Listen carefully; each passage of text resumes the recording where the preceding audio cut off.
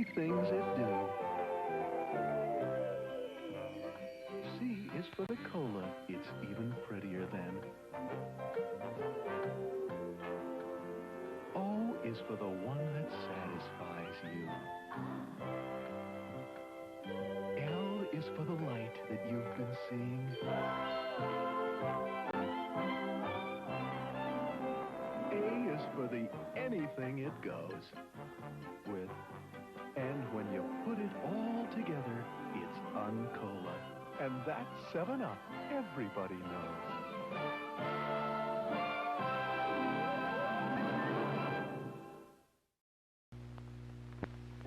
Now you can get your own rock scene together with the groovy new Rock Flowers from Mattel. 3 out-of-sight fashion dolls dressed in wild rock costumes with a real record and a posing stand for each one, so she can twirl on any short spindle record player. And look, you can buy these exciting rock fashions to dress and pose them in. The new Rock Flowers. Each comes with her own costume, posing stand, and Rock Flowers record. Dolls and other costumes sold separately. Cookies like it's got the taste and the feeling you like. Coca-Cola, Coca-Cola. Come on, girl, gotta share a Coke with you. Let the feeling through. You wanna live a little bit more. That's what the taste of Coke is for. Coke is like everybody wants a little life. Coca-Cola, Coke is like everybody. Come on, Harry, come on. We're getting our picture taken. Special moments. Times of your life you'll want to remember. In pictures. Smile, Howard. Smile. To help make those pictures look as good as they can, make sure Kodak paper is behind them. If you don't see these words, it isn't Kodak paper.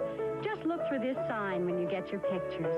Kodak paper, for a good look at the times of your life. See, wasn't that fun? Have you ever wished for one product that would clean and shine almost everything in your house? Here it is, Clean and Shine. Like magic, Clean and Shine leaves a nice shine on fine wood furniture, so you don't need furniture polish. It cleans and shines mirrors, so you don't need glass cleaner for mirrors. It cleans and shines refrigerators, like this kitchen product, even countertops, tile, and vinyl. Try new Clean and Shine, the foam that cleans and shines almost everything in your house. Do you know me? Would you believe I'm Bugs Bunny? I'm also the voice of many other cartoon characters. But in here, they don't care if I'm Elmer Fudd. So I carry an American Express card, the one card I need for travel and entertaining, for business and pleasure. Why, without this, the only way I'd get any attention is by saying, that's all, folks.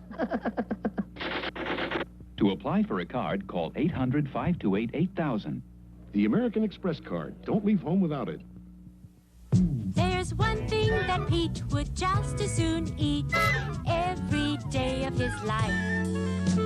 He really goes for those noodles, so I give him the Campbell life. Pete's idea of the perfect lunch is any lunch with Campbell's Chicken Noodle-O soup. There's lots of chickeny flavor and little round noodles for him, but not a lot of work for me. That's noodle okay. Give me the Campbell life. Come on, you guys. The sun's already up. It's going to be a golden day. Let's eat. Oh, those golden grahams. Oh, those golden grahams. Crispy, crunchy graham cereal, family breakfast treat. Oh, those golden grahams. Oh, those golden grahams. Golden honey, just a touch with Graham's golden wheat. It's a great tasting part of a complete breakfast for the whole family. Try those golden grahams and have a golden day. What's up? Dino's stolen the different vitamins we need to make Flintstones.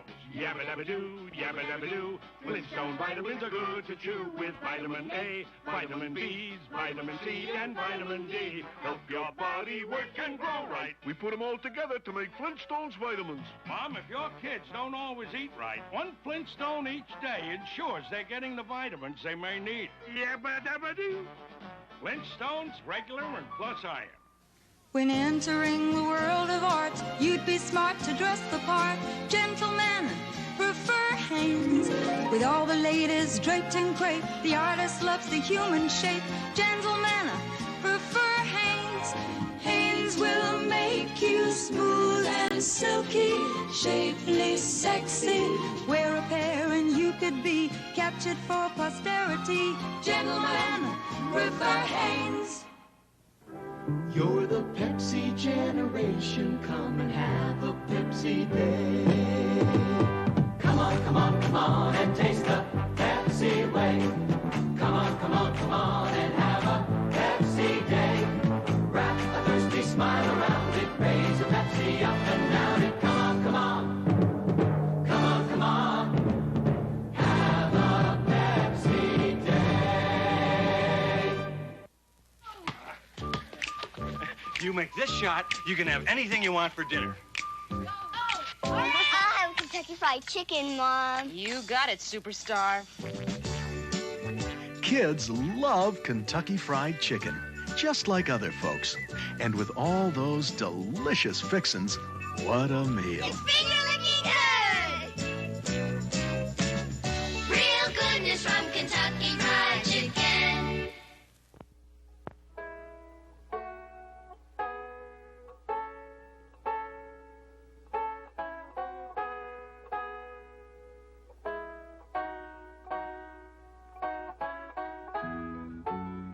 Nobody can connect you with more of this country than United Airlines. With low-cost vacations from Hawaii to the New York Islands, to the mountains, to the oceans, to the sunshine, and back again. That's why in the friendly skies we say, your land is our land. This land is your land. This land is my land. From California to the New York Islands, from the Redwood Forest to the Gulf Stream waters, this land was made for you and me.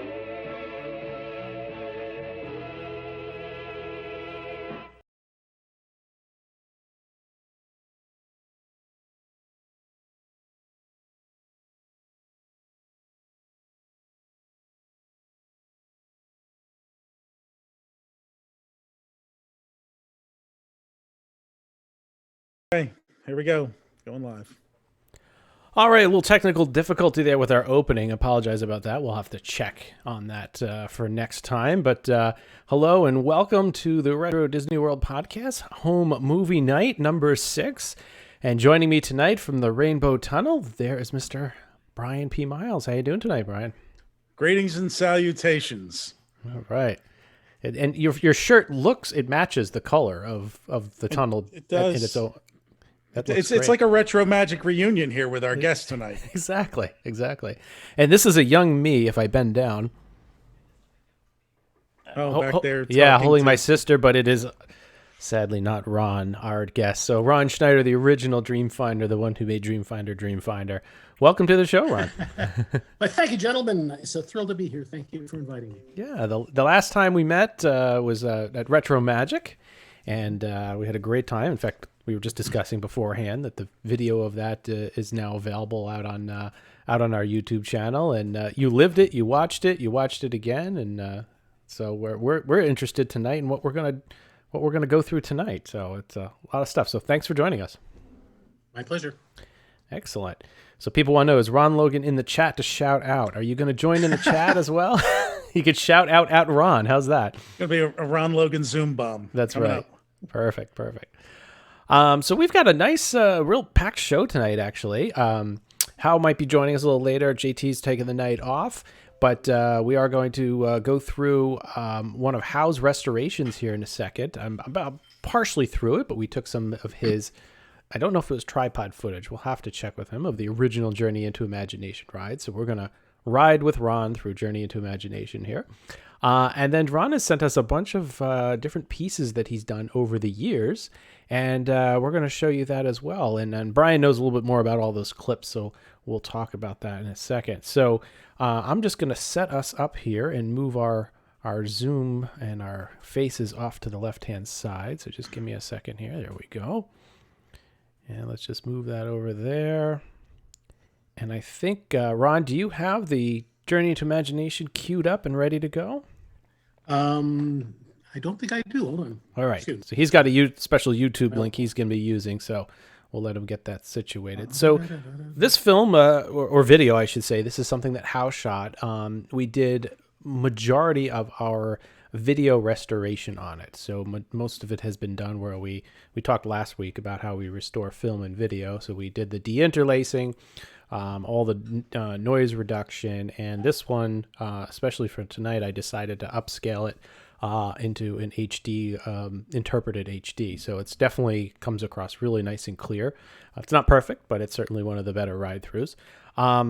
And Ron, you're going to find out tonight, too, that Howe did not have an affinity for Figment in the first portion of this ride. He focused entirely on your character.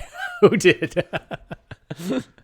So he was shooting me, does he? Exactly. The billing goes all to Dreamfinder. So if I may, I want to make a little point here. I've been listening. Last couple of days, I was listening to other podcasts because I'm aware that people keep hearing stuff about me and about the ride and like this. And I was listening to a couple of podcasts, and the amount of misinformation about this ride as the decades go flying past, fewer and fewer people remember accurately what it was they saw. And I particularly wanted to talk just a bit about the turntable scene. Yeah. The scene where you're flying alongside the Dreamfinder. I was listening to a podcast earlier tonight, and these online authorities were saying, "Oh, it looks like we're standing still here. I guess we're waiting for the thing to start moving again." Well, the turntable scene was one of the great glories of Epcot Center when it opened, and it kind of set the tone for future attractions throughout the industry.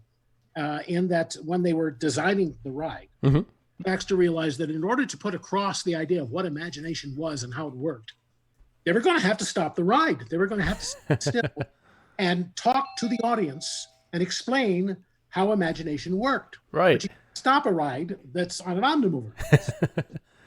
So he was looking at a movie projector, the way that a film with sprocket holes goes traveling through a projector, and it comes up on a gear, and the sprocket holes catch the film and move it around in a circle. And he went, well, we could do that with the ride vehicle. And so he said, we'll come up with a turntable scene. We'll come up with a scene.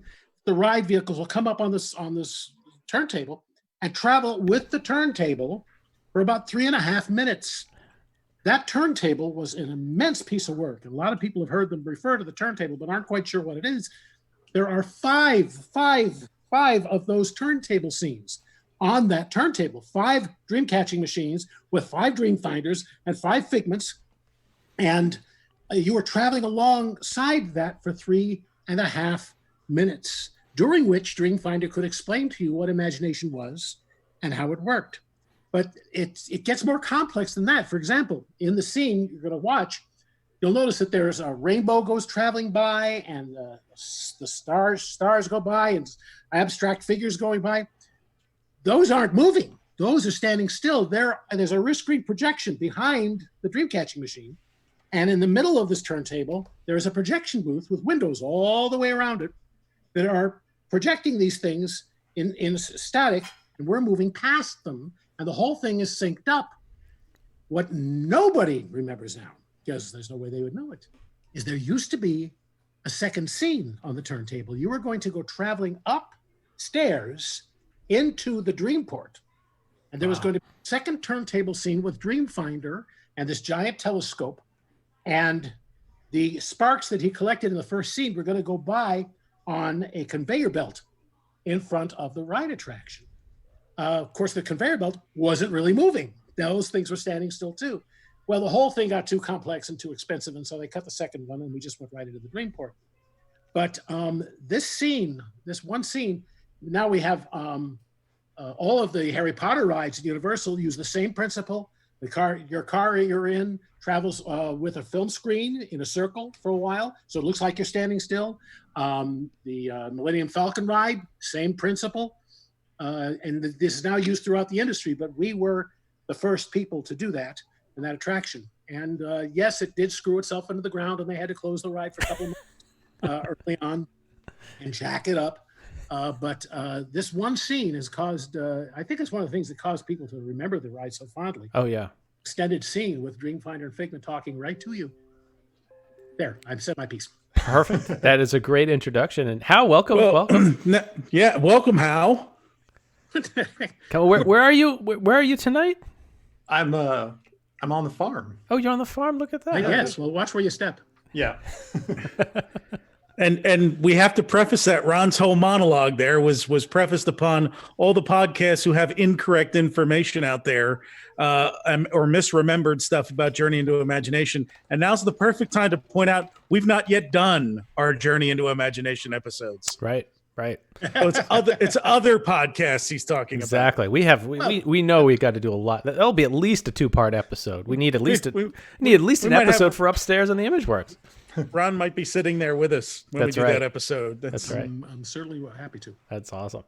So how could you tell us a little about the film? You went and filmed Journey into Imagination in its entirety twice, both in the same year, if I recall correctly. This is 1992. And we were discussing before you joined how on this one you just focused on Dreamfinder the entire time in the opening scene, and I'm going to go back and edit that with Figment and try to blend it all together when we do our Journey into Imagination Revisited film. But was this a tripod one? Was this just you jumping in? And how did this come to be? Geez, okay, now it's going back 30 years. It's hard to remember that one. I don't know. Maybe. I mean, well, you'll have to tell me. Was it somewhat steady? So it definitely is steady, but we're going to see at the end because you get your picture taken. So I didn't even think about that. We can study that real. Yeah. And we're going to be able to see. And there was some discussion of which one was you. when it went by, I was unsure. So. Oh, yeah, which is surprising. Exactly. You know, I do want to say one thing about that opening scene. You know, being in the creative business for, 25 some odd years, I think that opening scene really explains the creative process about as well as anything I've ever heard in my entire life. They really nailed it during that sequence. And I'm so glad that you got to sit there for 3.5 minutes and listen to the Dreamfinder talk, because he really did explain how creativity works and how it's going out and collecting things, ideas, stuff that you see, putting it in the back of your head. And then when you get faced with a problem, being able to draw on multiple things and recombining it into something new, because that is the actual definition of creativity. And thank you, everyone who worked on that ride, for teaching that to me. And that's probably why I'm in the field that I'm in today, is because I sat there and had that taught to me, as a teenager, and it all made sense and resonated. Yeah. Cool. That first meeting that I had with Tony Baxter and Barry Braverman, that's what they talked about, was how they managed to break that down, collecting, storing, and recombining. And it's the brilliant idea that, like you said, it's inspired people and got them interested in imagination and creativity, just like all of Future World has inspired people to this day in their lives. And it's always rewarding to hear that. Yeah, it worked. Ron, some people in the chat want to know, what about science? What about science?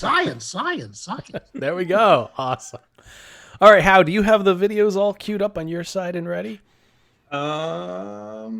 If not, we can. Yes. Brian, do you have the links for How real quick? And I have the link. Okay, cool. If you want to use the YouTube, I haven't unpacked it yet, so I just have to do that. Perfect. All right, just let me know when you're ready. Just warning you, How VLW or whatever it's called tried to update itself when I launched it, and I'm like, no, remind me later. Like right when we had to play this video, I was like, do you want to update it? No, I don't want to update it right now. So, by the way, Brian, you mentioned, you've got your shirt on, and Ron was with us at Retro Magic, so I felt it only appropriate. Is that you got to put it up against your shirt? Yeah, I'm gonna have to stand Otherwise, up and show nobody this can to see everybody. it. It's one of our brookies, one of the frozen brookies from our VIP night. I have been in the freezer. I'm planning to extend them all the way out to the 1-year anniversary. So, like a wedding, they eat the top of the wedding cake on the 1-year anniversary. Freeze it up. Ready now, if you plant that in your backyard, will it grow a brookie tree? Unsure of that. It's worth a shot. Yeah, it is. Nothing else. Just to make sure I'm doing this properly, I'm going to start the imagination clip on YouTube. Yep. Muted. Yep. And watch it muted, and then I'll talk with you guys. Exactly. We'll talk with it. And what I'll do is once How is ready, we'll say 1, 2, 3, go. And at that moment, when you start it, I'll actually start it for the rest of the folks watching live here tonight. So a little other note about How's film while he gets ready here is that he what's really neat is he started the camera just after he boarded the ride vehicle. So you are going to see a little of the queue off to the right-hand side, which is great. And obviously he goes through the entire attraction, and he films it all the way till he's, I think, just about stepped off the vehicle, or he just steps off and starts to walk out. What we're planning on doing is taking this video that he has and meshing it with another one that has more close-ups and is definitely a lot more jittery. So that way I can kind of pick and choose. And we're going to take it similar to Horizons Revisited and mesh it up with some of the original recordings that are available out there. And maybe Ron, maybe we'll do a special edition, have you re-narrate everything for us. How about that? Be happy to. That would be great. That would be great. So, all right, I'm queued up and ready to go. He is ready. All right, Brian, we got to go from you. I'm ready. All right, and Ron, are you ready there? Indeed. Is the audience ready? That's the question. Yeah, do you want to see these videos? Do anybody want to see this? No, we got to wait 7 seconds for their reply. All right, we'll go. All right, gentlemen, on the count of 3, when I say go, press play. 1, 2, 3, go. All right. The wall outside is this mural of the ride. Took me forever to realize the mural outside the board is carrying forth the tradition of the original Fantasyland, where they had murals in front of Peter's flight. Right. Yeah. Toad that synopsized the ride inside. This first room we're coming into, where it's all dark and you hear the music playing, nobody ever looked around in this room. Nobody ever noticed anything in this room because the whole room was bathed in black light and everybody was looking at their shoelaces. Right. That's the truth. When did you take this video? What's the rough year? 92, Todd said. Okay. 92. It's on its way out. The men are waiting outside with a wrecking ball. Sadly. But yeah, this was the first. We're starting to hear the melody in the background, and people wondering what the heck's going on. And I do have the video, the audio playing for everybody here, but it's obviously turned down low so they can hear our commentary. So, if anybody in the audience or listeners out there, watchers, if you need the volume adjusted any which way, just let us know. And to Joseph Lanza, I did just eat the brookie. I got one more big bite left. I love this little animation piece. You know, the wide shot to establish like the Dreammobile and what Dreamfinder's doing, and you're actually seeing him picking up the sparks and putting it into the bag. So what a great way. And then you suddenly turn the corner and there's the full-size one. What a great way to intro that. Tom Morris did the design on the dream catching machine. It's such a slow ramp up too. I mean, look, we're a couple minutes in, and you know you're getting pumped at this point, but you're still unsure what you're in for. You can hear the Dreamfinder's voice in the background very softly, and we're coming up on the turntable now. And the first time we see the dream catching machine, it's in silhouette. One of the things in this room is there's so many special effects, so much animation in this scene. And some of it worked sometimes, some of it didn't. The one thing I always searched for is the balloon floating? It had a floating effect with the mood of the scene. Didn't always seem to work. The first time, the day of the dedication, March 5th, 1983, I got to ride through with the first group of people to go through. I was the very first train, the Infigment, and the sound went out after 1 minute. And I had memorized the scene, so I started doing all the Dreamfinders dialogue. And until he came back on. There are, if you look closely at the back of this ride, there's a Jell-O mold that's stuck on the back for set dressing.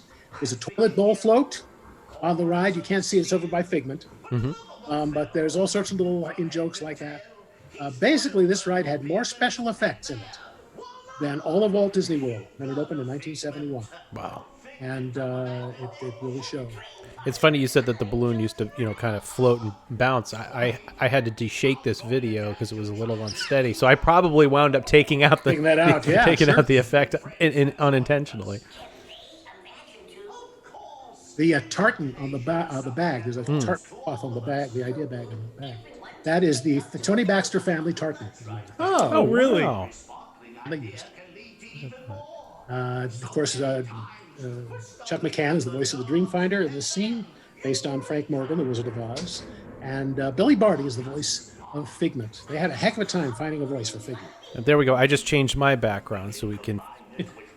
there he is. Right over here. I can hold him. And the they had a heck of a time finding something that really had the childlike feel that they wanted. They tried all sorts of people, women who smoke too much, and children. And somebody said, you ought to get in here a little person. They got in, a bunch of little people came in and interviewed them. And he found out that the reason that these little people were in show business was because they were little people. And they called in Billy Barty. Billy took one look at him and gave him right what they wanted. They sped him up just a little bit, 10%, I think.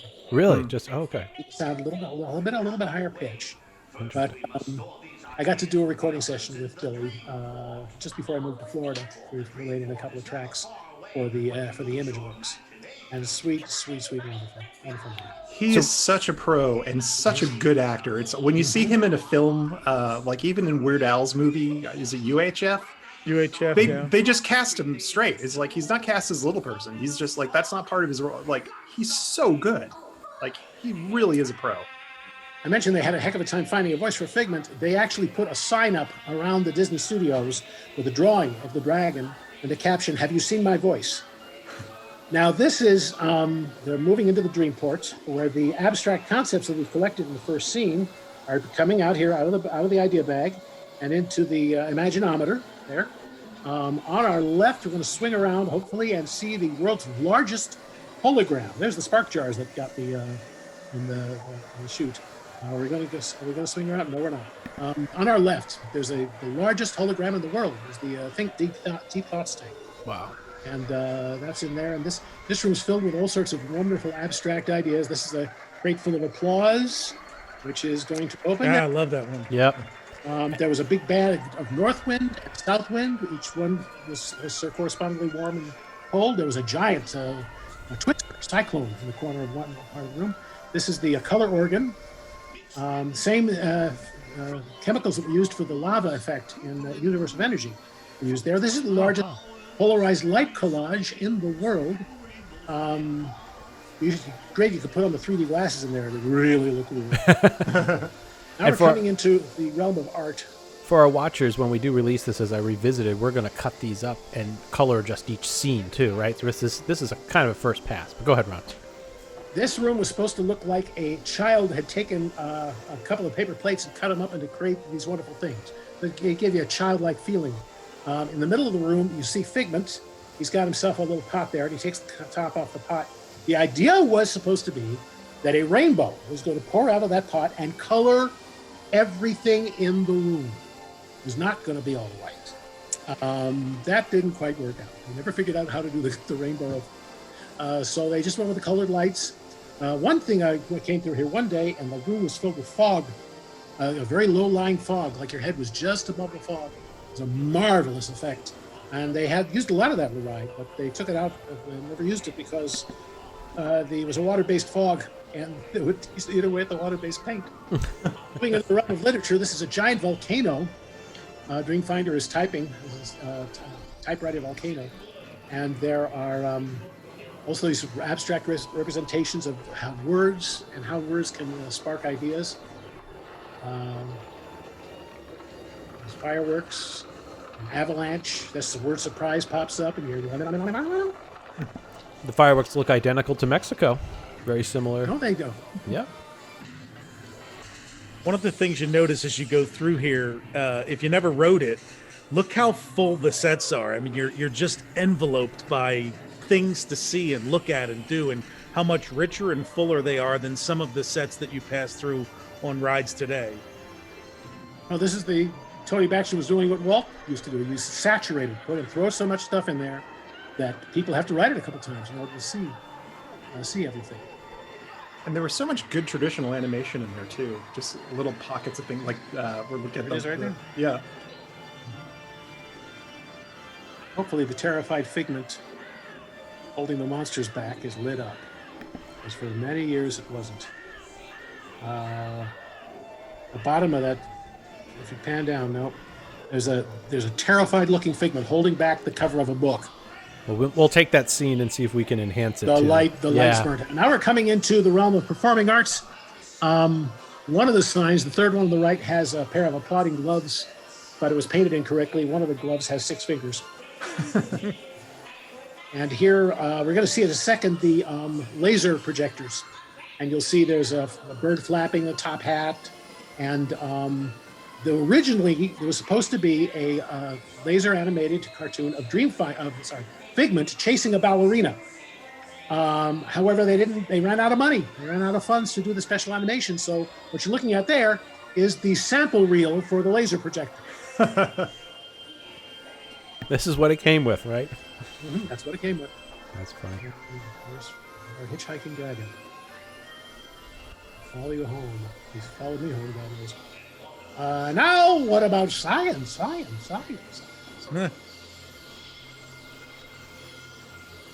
What's the echo effects? I totally forgot about the overhead projections. That's so cool. Well, this is the one where he's cranking, right? Yeah, he's got the crank. I wind it, dial, and time escapes. Now, all of the couplets that Dreamfinder does in this scene are Chuck McCann, except Skyrocket Soar Towards Outer Space. That one was me.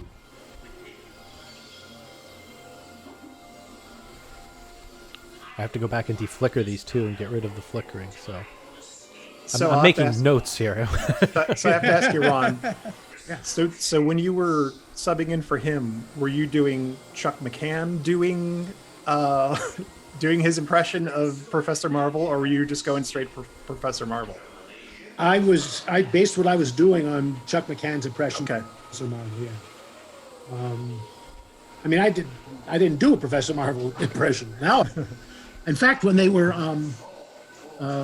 building Great Movie Ride, the original end of the Great Movie Ride was going to be a scene with Dorothy and the characters standing in front of the Wizard of Oz. I came in and laid down the track for Frank Morgan. Okay. Morgan character for that ride that was never built.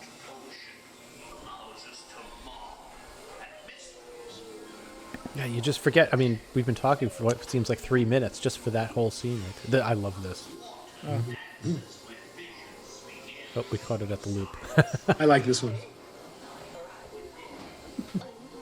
How would you go back and record some more of this? Yeah, let me work on that. Pan down when Ron tells you to pan down, please. Well, that's the thing. There was so much stuff. I think I think I figured I was going to come in and do multiple passes. Yeah. And just try to get bits of it here and there. This your wide angle wasn't on here, from what I can tell. I don't believe you did a wide angle. No. I used to walk this attraction every day while it was under construction, up until it opened. And I was walking through it one day, and I was going to come around the corner. There's a series of signs on the other side saying this way, that way, and they're just stationary signs. They were supposed to be rear projected signs, but again, funds ran out. So I came around the corner one day, and there's Tony Baxter sitting on the ground, cutting pieces of plexiglass to make the signs that were going to go in there. So what are you doing? He says, we need to improvise a sign. So he wanted to put that in there. And here we go. Everybody smile now. There's your picture. That's right. So Ron, somebody wants to know if they used laser disc, 35 mil or 70 mil. Do you know what the projection was? It all film? For the when they took a picture? Yeah, no, for these in here. For these? Yeah. I believe at the time this would have been 16 millimeter film. Okay. I don't think we had laser discs back then. Yeah. Or if they did, the more honest answer I guess would be I don't know. Todd, almost certainly Technomagic cartridges. That's right. Wishful thinking, not wishful thinking. These were all hand animated. They took some skins off the robots, and these were hand animated by puppeteers in a studio at Disney. I walked in on them shooting one of these when I was on property before I moved to Florida. I'll tell you when this is all over. I'll tell you about this. This is good. Never see a film of me up on the camera crane. That's my voice on the camera crane, and nobody ever films this. They always cut out after the first scene, after the treatment scene. So this is the first time I've seen this in a long time. Oh, we'll get you the roll video. Absolutely. Yeah. Thank you. And with this is all over, I'll tell you a story about the picture-taking effect. Where they took a picture. Oh, cool. Yeah, we're going to see how. Is that you, How, there? There I am. Well, how are you holding the camera? That was it. Whoop, you're gone. Originally, I recorded a Step Out to Your Right speech. Mm-hmm. The same day that I did the other lines, because all the rides at Epcot had a Step Out to Your Right speech. And so they gave me the script, and I said, now steps quickly out to your right. Your car and the platform are traveling at the same speed. And we did a couple takes of it, and then they say, Ron, do one this time and make it sound real exciting.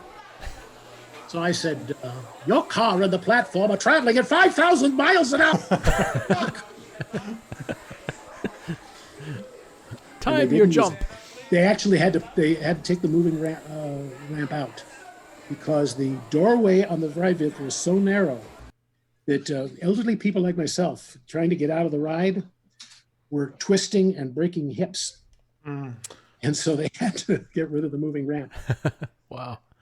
The taking pictures. Yes. They came up with the idea of taking a picture. Since it's a Kodak ride, this is where the first attraction is they took your picture and showed it to you. It wasn't available. You couldn't buy it.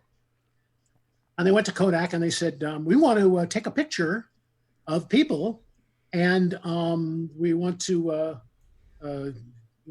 print it out. Print it out so they can have it. Kodak says, wait a minute. You want to take a digital picture? He said, yeah, digital picture.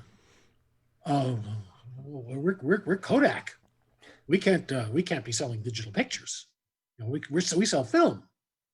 So backstage, there were a series of, I think it was 12 metal cabinets, each one about 8 feet tall and this wide. And each one of those cabinets stored one picture.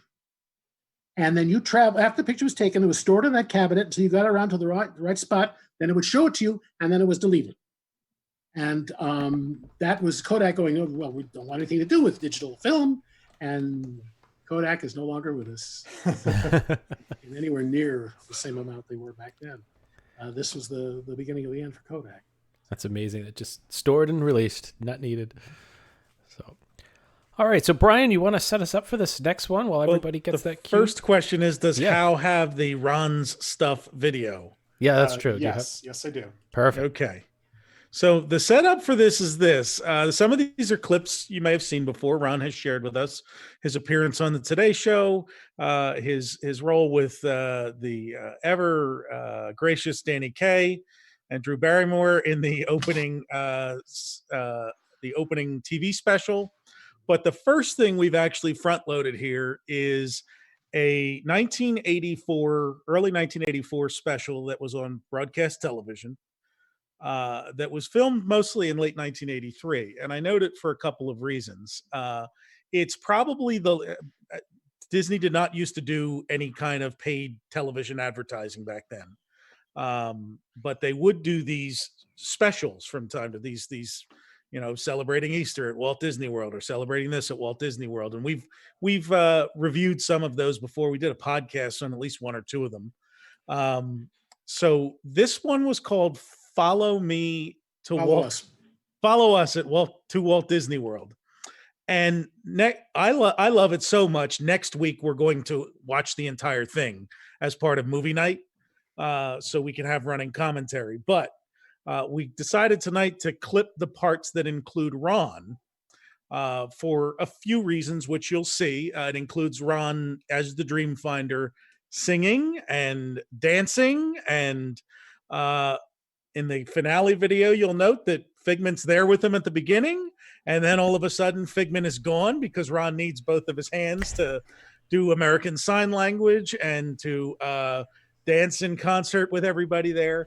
It's like the pinnacle of hokey promotional music before they started to change kind of the feel of these things. So before we roll it, Ron, any production notes for us? Yeah, this one came out of the blue. We did the footage of me talking to the camera with Figment and Figment interrupting me. We didn't have Billy Barty for that. The head of the media production facility at Epcot Center was a fellow named Bob Allen Jr. actually. And he's the one who looped Figment pretty well for that. I just moved. It sounds really pretty good. Yeah, I just moved the puppet. I had no sound or whatever, and he just plugged his voice in there. Yeah, at the end you'll see me. I'm walking in a line of people, and I'm holding hands on either side, and there's no dragon. I had a jacket. I had one jacket that I could wear that didn't have a dragon attached to it, and I only ever got to really use it twice. Once was in this film, and once was when we did Kaleidoscope. And I was out in the middle of the lagoon on the 20-foot genie lift I went out there and did that without Figment. So I was actually going to ask that question.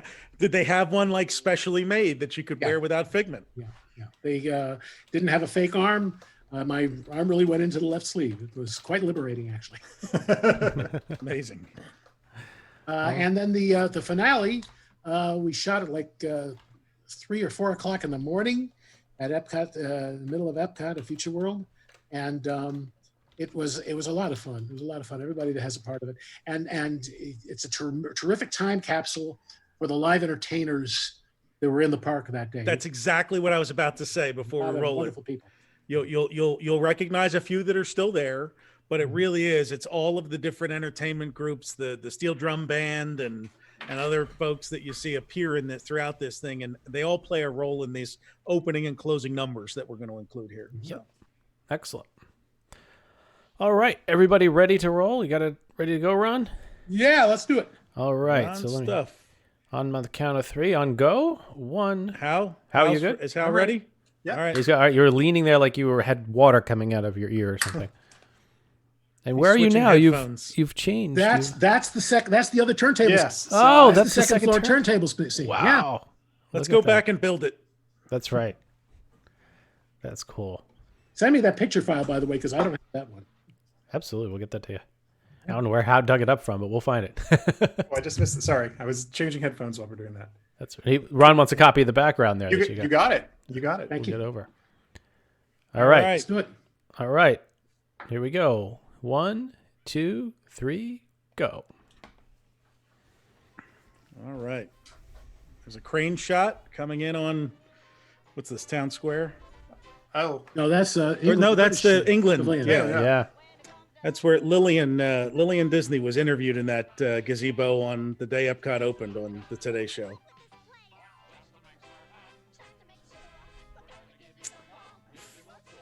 There's the Flappers. Oh, there's the Andrews sisters. She'd let everybody. And the rejected Osmonds there. Should let everybody know we did not restore any of these. That we need the source footage. We haven't touched these. These are just right off YouTube and everything else. So here he comes.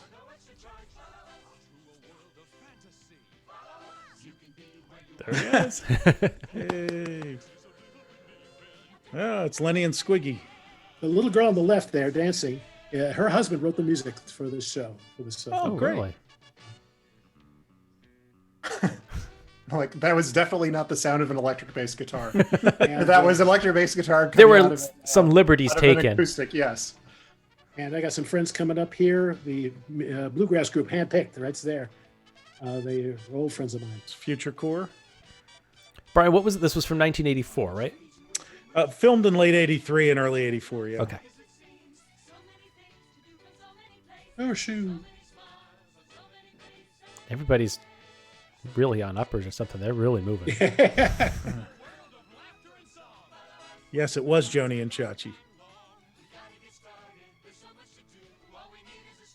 Wow, they've really hit everybody. I mean, we're up at. That's why we're watching this in its entirety next week, because it is amazing. I'm gonna have to go and take notes so that way I have the names of all these groups at hand as we go through it, because let's get started. Big finish. Follow us. There's the Kids of the Kingdom. Yep. When did they finally leave? Do we know? They eventually became the elderly of the kingdom. Here we go. So this is the segment where that's the very first time I was ever in the costume. Really? All right, yeah. That was the beginning of the Mike Jitlove shoot. It's a nice wide shot there of the Dreamfinder. And then Ron comes on shortly here to tell us all about Future World.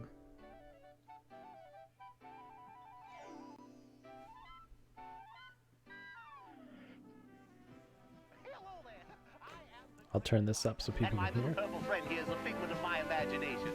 Well, I guess that about does it for Future World and Epcot Center. But as for seeing the whole of Walt Disney World, why, you've only Brilliant just puppetry. begun. We've got beautiful hotels to stay in. And water to play in, and championship golf courses, and horses, and a zoo. There's so much to do. Figment, please. He gets a bit carried away. Speaking of which, there's a young fellow waiting to carry you away. Enjoy yourself. It's a wonderful world. We're touring the Vacation Kingdom. So here's the finale coming up. Ron, Nice job of editing, by the way. Ron, how hard was it to actually control the puppet? Was it relatively easy? You got the hang of it pretty quick? It's just a rubber sock, pretty much. Pretty much. Okay. So at that point, he was very heavy cast rubber, difficult to move, difficult to animate. After about 2 years, they brought us a lighter rubber. It was easier to animate. But okay. The most difficult thing about it was holding it so that it looked like it was being supported by your fake arm, and hold it with your elbow painfully thrust forward. Yeah. Ron and Figment come in here right after the fake. That's Andrews Joe Hudgens sisters. in the middle of who was the original dream fighter for the groundbreaking. He was Dapper Dan's. And I think I'm coming up. Right after the Andrews sisters, I know. Yeah, that's right.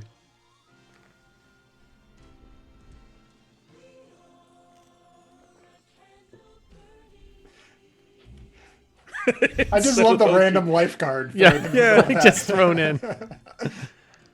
It is Here such a he comes. mishmash. He's coming up right after this. There they are. I ad-libbed the Figment and head nod here.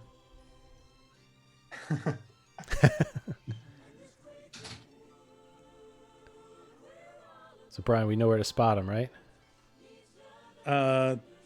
Yes. So on the right of your screen, there will be one person who waves at the end with wearing white gloves. Actually, I come in before that. Yes, you're When in this. towards the camera. You'll see me coming in from the right-hand side in the back. Here I come right now. There he is. Without no Figment. dragon. And I also, but I'm in one more shot here. I'll tell you when to see me. What time in the morning was this? It's like 3 or 4 in the morning. Was it? Wow. We were there all night.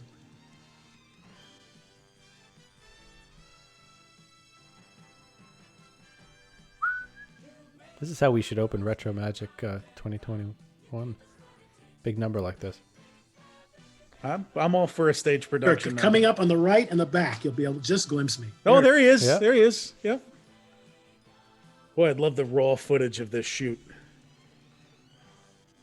All right, so now when they crane back here to the full crowd shot.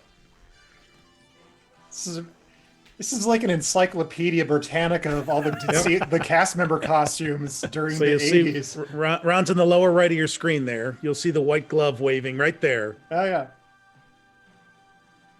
Oh, I may have put the logo over him. I think I just pulled the laugh. I think I just pulled the Mike Wazowski laugh floor with the logo over him. All right, I'm sorry about that. So we move in now to, I think it's it's the opening special. Yep. Oh dear. How was it working with Danny Kaye and Drew Danny Barrymore? Kaye is my idol. He's one of the reasons that I got into show business in the first place. Really? Oh, okay. Yes. What can I say about Danny Kaye?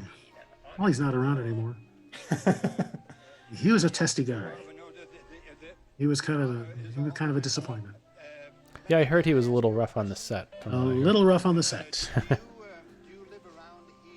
For those of you who don't know, that robot is Seiko, S-I-C-O, and there are successors. Seiko is still around in like his 6th iteration, and he was developed to communicate with, I think it's autistic children. We've talked about him on a much earlier episode, but the company that made him still has versions of him out there.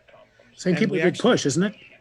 Yeah, and the robot in Rocky 4, and Seiko was in 100 different shows in the 80s. If they needed a robot, they picked the phone up and called, and this robot would appear on Different Strokes or Silver Spoons or whatever show needed him. I'll tell you a story about him as soon as this is over. He was difficult to work with too, as a matter of fact. No doubt. Rude, cold. This was not a fun set. I hope Drew Barrymore. I hope she was charming. There's there I the am. Dream Finder. This is my. This is immediately after. This is October 1st. Mm-hmm. That's the first draft of the beard.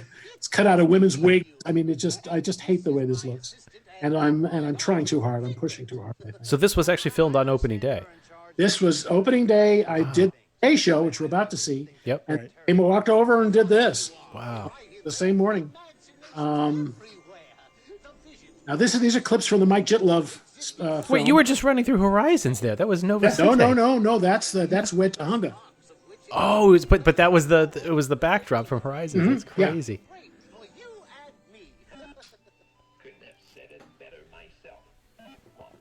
I never even realized that. Well, you can't, because it's not open yet, Danny Kaye, and you better get used to it.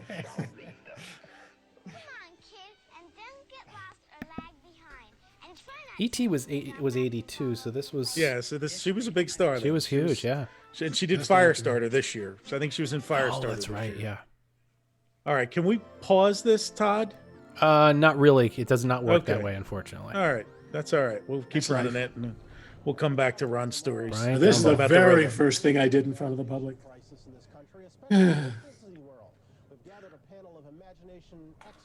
I'll turn the audio up a little bit for everybody listening. Imagination, it's a good word, especially when it's spelled with a capital I. And here's Disney's newest authority on imagination Live from the 751. Imagination They don't do this Pavilion type of here stuff at anymore. Epcot. He is Dreamfinder. Hello there, Brian. Good to have you here at Epcot. And who is Dreamfinder? Well, I'm kind of the host of the Journey into Imagination. You can see the Imagination show out here building, at the Epcot Magic Journey Center. Stadium. I travel all over the universe, collecting the stuff dreams are made of. It's not Barry Braverman. That's colors, ideas, anything that sparks the imagination. Barry Braverman was the educational consultant for Epcot, or Walt Disney World, and Imagineering at the time. And he was responsible for a lot of the stuff that went into Communicore and for most of the ImageWorks. Sweet guy, and he wound up being head of Imagineering when they did California Adventure. He was the fellow our friend Bob Rowan asked if you knew the questions Bryant Gumbel was going to ask before he asked. I could tell by some of your answers you did not. You had to think on your feet. My answers. Especially at the end. It's interesting to this early on that they put the only real characters of the park, out there. Yeah, you had nothing else, right? So we're shooting this thing, and we're live on TV, and I'm looking at a monitor, and I noticed that you could barely see Figment in the shot. So if you'll watch, I lean Figment in and wiggle his horns. We think it's a kind of a unique blend of art and engineering, so we've coined that phrase. Imagination is a very difficult thing to characterize. It's difficult to capture and picture. What is it you've set out to do? Well, what we've tried to do, as the Dreamfinder indicated, is give a very simple kind of a scheme for how the imaginative process works in this pavilion. And what we've done is boiled it down to 3 steps: gathering, storing, and then recombining into new things. And we want to say to people that imagination is something we all share. It's a common ability that we all have. Yes. And all we need to do is look at the world in an open and risk-taking way, and we can begin this process. There is room for imagination in your future vision of the world, but it's imagination of a different sort, right?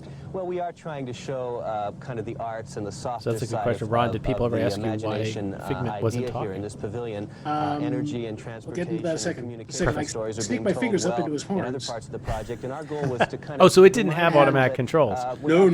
Oh, okay. You figured Like I this said, out. he was just a hollow bit of rubber. Here it comes. You really don't have No, much wait of a a minute. future at all. Oh. You actually do imagination Step and tones, technology, stepping tones. such as Yeah, we're those seeing were here, where people by dancing on... There was only one song various you could play color up there, and it was the patterns theme from can, what, Close create Encounters. music? Yeah, this There is were 5 kind of them an in a area row we that call you could the actually play. ImageWorks, and it's a hands-on area where people get a chance to try out new technologies for creativity. I remember the pin So we boards. see That them was- those were dancing really- along stepping tones, manipulating these enormous kaleidoscopes that are just like the ones you used as a child, but much larger. And this is a videographic system that we created for the ImageWorks called Amazing Magic that we Palette. now have It allows all the this stuff guests in our to phone. load up Yeah. their brush with different electronic inks and You don't need paint a right on giant CRT stylus. screen. Let me ask you, by Exactly. using With a the cord. technology, are you not in fact taking away some of the creativity? I mean, doesn't one have to start from point zero to be totally creative? Well, that's really not the position we're taking. We think that these new Here he tools comes. just simply enhance the palette of things that you can work on.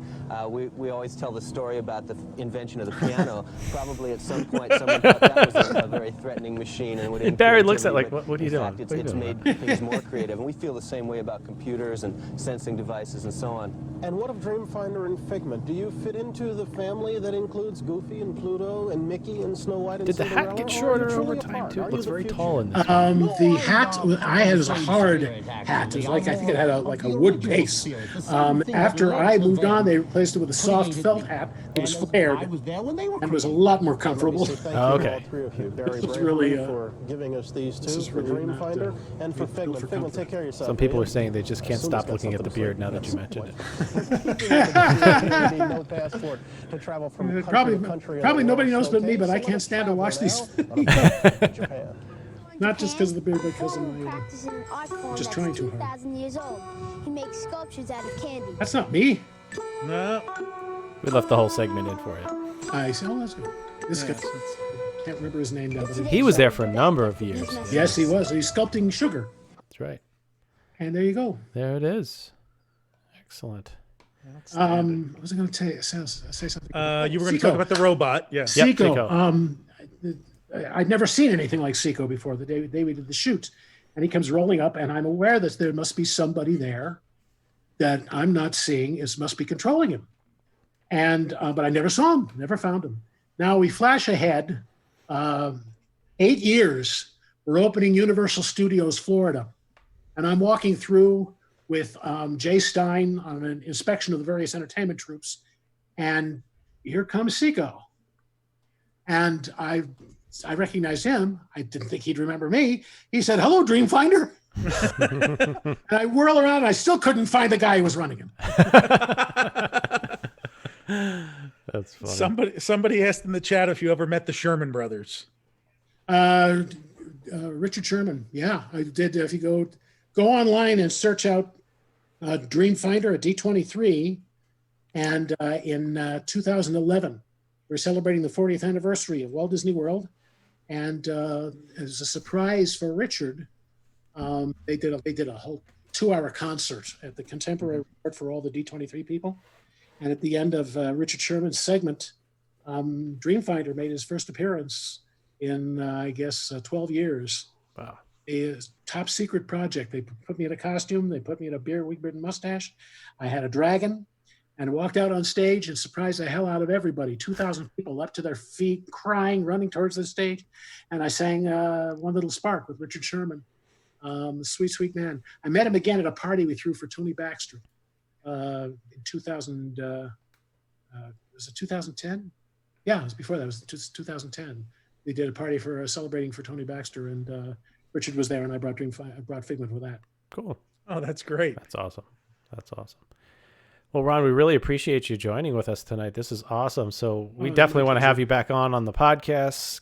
I think our own recorded we'll always track. make the offer. You're welcome to stick around for the second half if you want to watch the movies with us. I'd love to. Perfect. Oh, great. More than great. happy. There we go. We'll we're gonna have to figure out how to. He might have to watch it in delay though. That's the only thing. You might have to watch it on the feed, but because you don't have the links to it, they're not uploaded. So let's do that. Let's move on. So everything else that we have tonight here, we've got actually a short film now.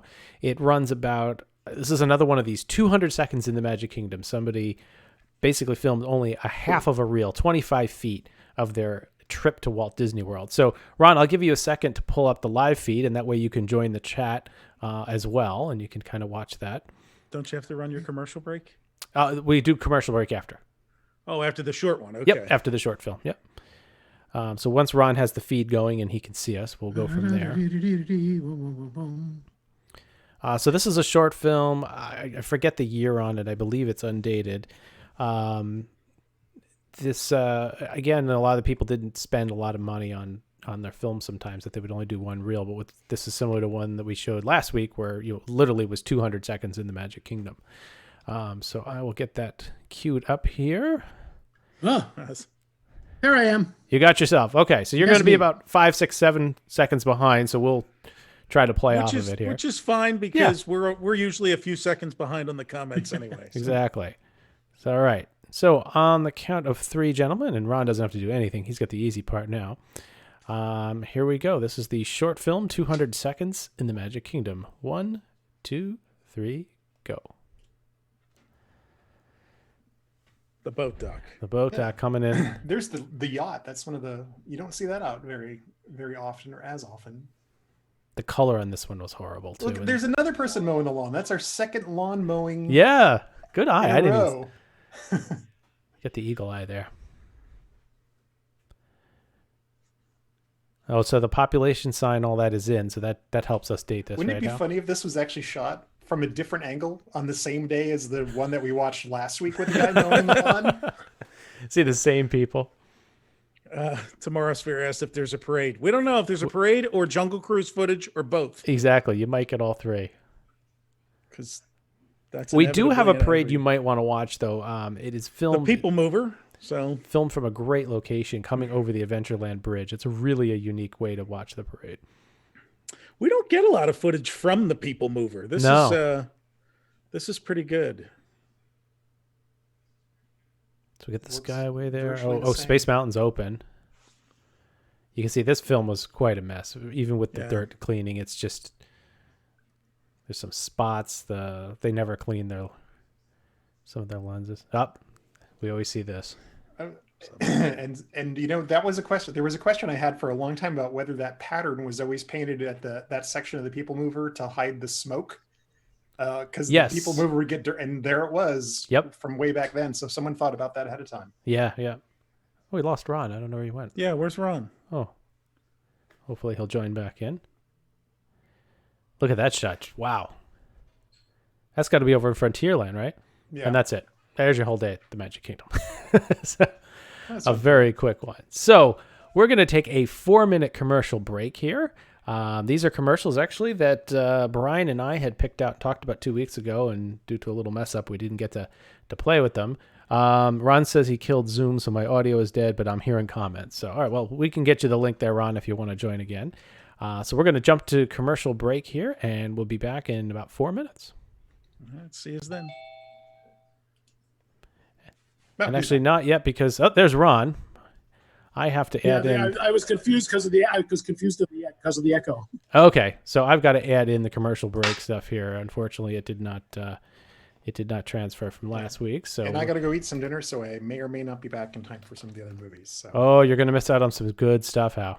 Well, I'll try to be back. If not, it's Crazy Eddie's greatest grand opening sale ever. All great Crazy Eddie's things. I will get you that picture. And I think there may be a couple of other oddball things. You know, I might as well just send you a bunch of stuff. Yeah. If you have it, if you already have it, you can toss it. If you don't already have it, you can keep it. Perfect. Appreciate it. Thank you, guys. All right. Yeah. Awesome. My pleasure. All right. With that, we got the great commercials queued up. We'll be back in about 4 minutes. See you shortly.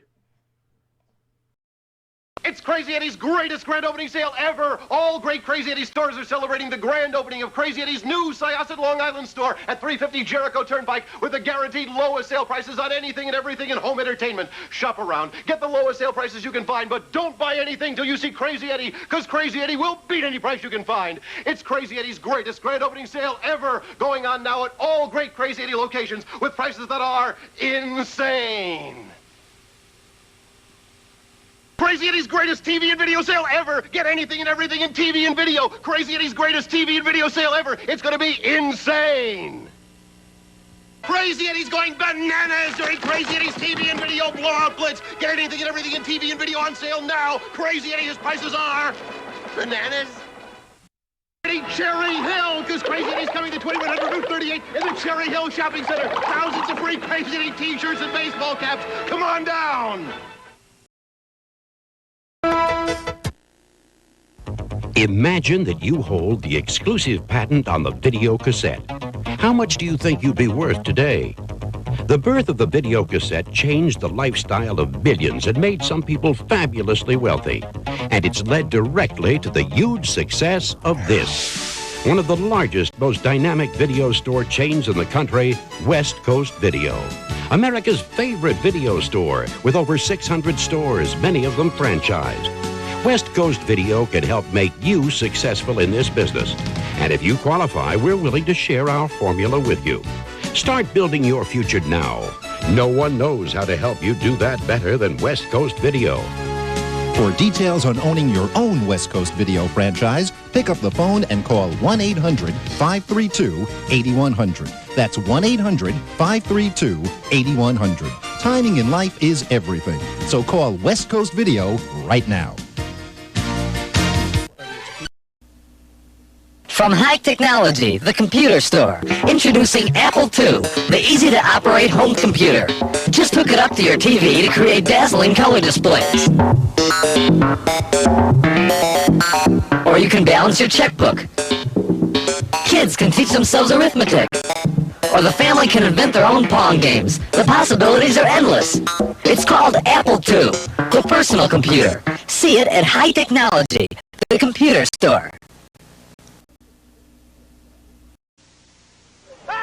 Ladies and gentlemen, we challenged hotshot Dick Tchaikovsky to play the Mattel Electronics football game. Dick doesn't know, inside is a tiny thinking computer that plays like a whole team of pros. Dick's got the ball, but that computer defense is tough. He drives up the middle, stopped cold. 1 yard. Now Dick cuts left, down the sidelines, touchdown. Mattel Electronics Pocket Football with the built-in computer. Hey, who's in there? Oh.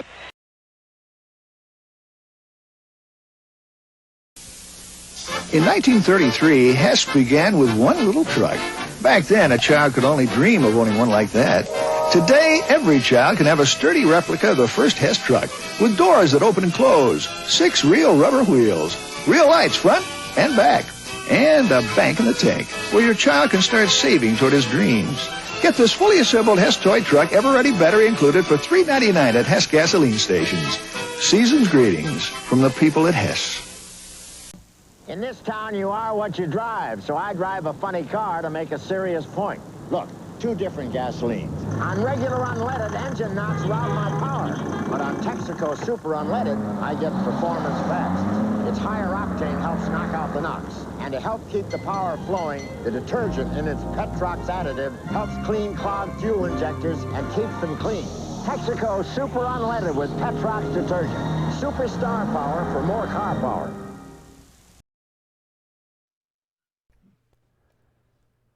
All right, we're back, everyone. Hope you enjoyed those commercials. There are a couple of them that Brian, you and I had talked about. The Hess truck, I got that one as a kid. And so, all right, speaking of things I got as a kid. So we are going to now watch a slightly cut version, just because we took SeaWorld out and a few other things, in 2 pieces here of my trip to Walt Disney World in 1980. As we've talked about before, my father was a cinematography major at the University of Miami and really took pride in utilizing his camera and editing. What you're going to see here is this first one runs about 20 minutes. I think we spent, I'd have to go check the ticket. I think we either had 2 or 3 day tickets in the Magic Kingdom in 1988. We were there for a week. So it must have been 3 days in the Magic Kingdom, 1 day at SeaWorld, 1 day at Lake Buena Vista, 1 day probably doing whatever. So what you're going to see here is the amalgamation of those days at the Magic Kingdom put together. And then the second piece we're going to do is our time spent at Lake Buena Vista, Empress Lily, and I think there's a couple other shots in there, some other things as well. So, Brian, are you ready to roll? I am ready with Todd Part 1 here. Todd Part 1. This does have sound, so I'm going to try and balance it. And again, for those on the chat, if you need the sound higher or lower, just let us know, and I'll give you some running commentary of what we've got. So on my mark, 1, 2, 3, go. All right. So my dad was very keen on most of the time keeping us in the frame, and that's us. That's me on the left right there in the little white shirt. That's my brother, Sean, my mom. And we stayed at the treehouse. Oh, an empty parking lot too. Wow. Stayed at the treehouse and drove over each day. Battled the herd, I guess. One thing you'll notice too on some of the audio from the film camera here is that as the scene changes, the audio picks up a few seconds later, and that's just because of the nature of the sound recording. And if you notice real quick too, there are cranes in the background working on some of the Epcot pylons. I actually remember driving past and seeing cranes and seeing the Epcot pylons for the monorail going in. There I am. That's my grandmother on the right. and my grandfather on the left. They're the ones that are responsible for all this stuff we do all the time. So I blame it on them.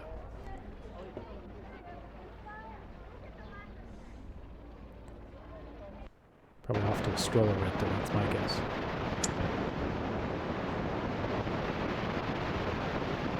You all out there get to hear that scratchy audio track that exactly. It was literally taking a tape recorder head. Oh, this was built. Go ahead. No, this was great. My grandmother thought that my brother was just running away, not knowing that I was up there with. So you see her running after him, afraid that he's going to get out of control. And I'm up there already. You can see I went up there and I was with my grandfather. There I am, and you see what I'm wearing there. I'm wearing my ticket. Oh yeah, you used to clip it onto yourself. Right. There was a string, and you would wear it, and if you bought the specific ticket, it would show that you didn't have to use the ABCD tickets. There's a couple other people wearing them there, so you could get into any attraction. It might have had limits. Now, what you're going to notice too is my dad always made this comment. This film is some of the few, and I'm going to turn it up here. If you listen carefully, whenever he's filming in Frontierland, you can hear the howl of the dogs in the Haunted Mansion or the wolves or whatever, and it just permeated through the whole area. And he could, he was always like, "I'm trying to film the fife and drum, and I'm hearing the howl in the background." So yeah, Bob, we didn't have A3 tickets. No, it was there was a way to have an all-inclusive pass back then. I didn't even realize that until many years later. Ron, when you were off duty and living down there, how often did you go to the parks recreationally? Not very. I found that when you have to party for a living, when you have to go out for 8 hours a day and be the dream finder, when I got off work, I just went home and collapsed. I had real jobs in my life where I processed damaged luggage and cut reupholstery for cars.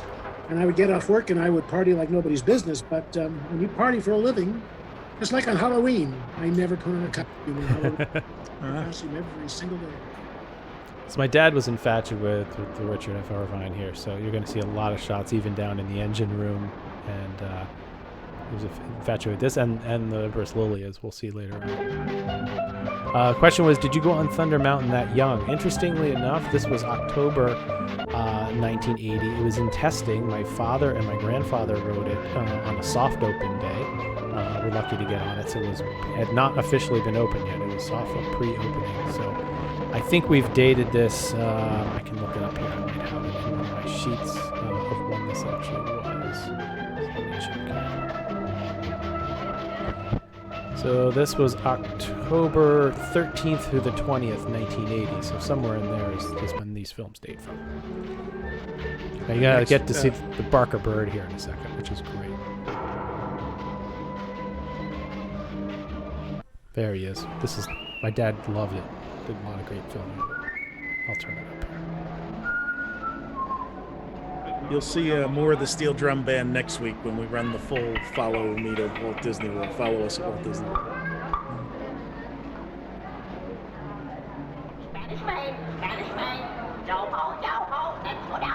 Again, my dad was enamored by this, so he stayed on it for a few minutes. There we go.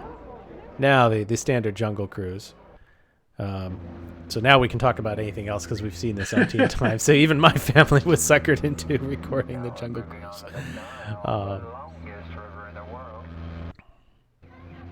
Really, it's funny how little this attraction has changed, over the years. Great to have an original there.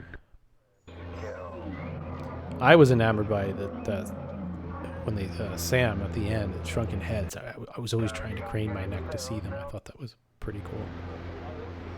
And I think he's got the boat, the driver here, the narrator or whatever, captain. I think when we turn it up, you can hear him use the captain. Yes. There he is. Yep.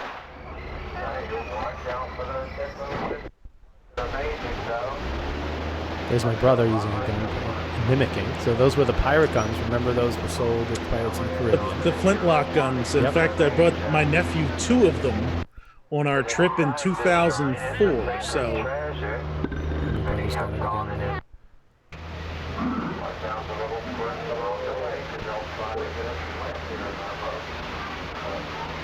this was all shot in Kodachrome too. I barely did any color correction to this. I just adjusted the brightness a little bit. It was a little dark.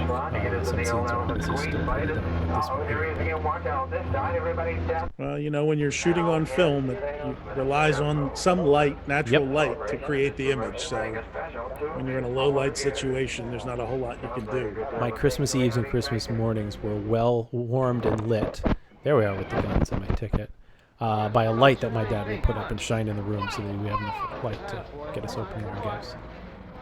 I still have that ticket to this day. Don't have the string, but I've got the ticket. It's a very expensive shot of a sparrow.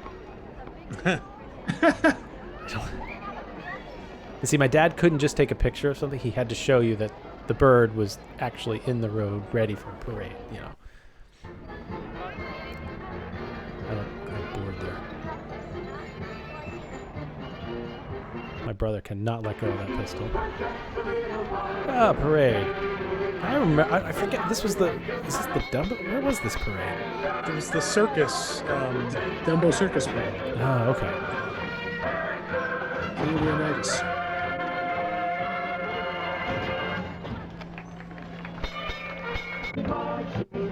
My mom would always comment that in all the parades that they were all the same song, just with a couple notes rearranged.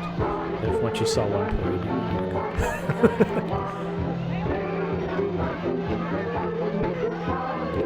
Is that a stuffed zebra next to him or something? I'm amazed Mickey isn't strapped down. No, I don't think any of them are they? Yeah, he's not.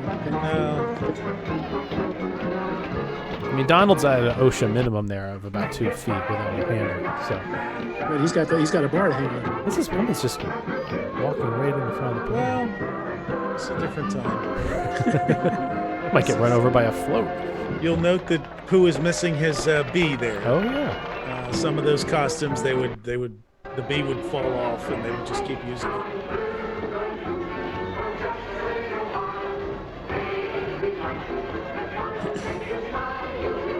Those look like the kids of the kingdom repurposed. There's the end. I never understood the infatuation to walk behind the parade. So this, I assume this is the end of day one. We're obviously tuckered out. But no, are we heading? Wait, no, we're heading to the Magic Kingdom. So this must be the start of day 2. I've got a visor now. Yeah, this is definitely the start of day 2.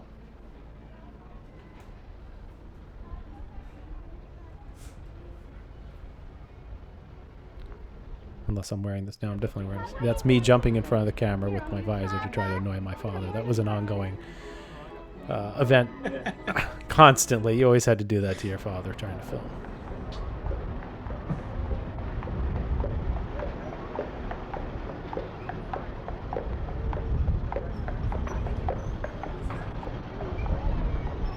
There I am. Waving. My dad probably waited a long time for that shot. That's when they're running 2 trolleys, too. You could really tell your father was a professional because he holds shots long enough for you to see what's going on. You know? Yeah. Kind of compared to what most people do when they shoot these things, they take films like they're taking still photographs. It's go by so quickly. We saw that a few weeks ago where the whole family would pose for 45 seconds and just stand there, waving to the camera and then turn it off. You know? Listen, I was working for Kodak for 5 years as Dreamfinder, and some of the things I saw you would not believe. Yep. I figure at this point in my life, I've spent at least a full year of my life standing there waiting for someone to take the damn picture. Now check this out of Big Thunder here. The train stopped, and when the train stopped there, when the station was still before Splash Mountain, you could get a clear view of everything going on. And check how quick some of the audio animatronics Todd, what month is this? October. October. Right? Yeah, this is just, it opened like a few days later. Like I said, my dad and I, look at them. I mean, they're moving. So this was a few days before official opening. Yeah. We've done our Grand Circle tour. You know, I did the narration for the Mickey's Birthday Land Express. That's right. Yes. Rolling on the Express. So I think we did we did the full circle tour. So now we're going back to Frontierland because back then there was only the 2 stations. And Scott, you said how great to have a video of your granddad. Yeah, it's here, and I also have one of their my grandparents' first trip. It was one of the first films we ever restored, and it had the Jungle Cruise frogs on it, which you can find on our site. This is my friends handpicked. That's Mark McConnell, Phil Salazar, and Bob Sofer. Look at that! Now we can name them. That's great. I started at Disneyland, and then the company brought him out to Florida with a show called the Yahoo Review. Oh, really? Okay. Those guys were just made for theme park work. They're so talented and so funny. Look at the color of the pavement there on Big Thunder. I mean, you could see it just... So on these shots, this is my mom with the camera here, and she was waiting to film my father and my grandfather who were on the soft opening somewhere on that train. I'm sure if I freezed every frame, I could figure out where they were. I think they wave or something on some one or 2 shots. What's really sad is I know there's stuff that hit the cutting room floor too. You know, the whole vacation for 1 week runs 40 minutes if you include SeaWorld and a few other things. So I think this is them coming off the ride, which amazingly still hasn't changed at all. Yeah, there they are. There's my grandfather. Yep, he's waving.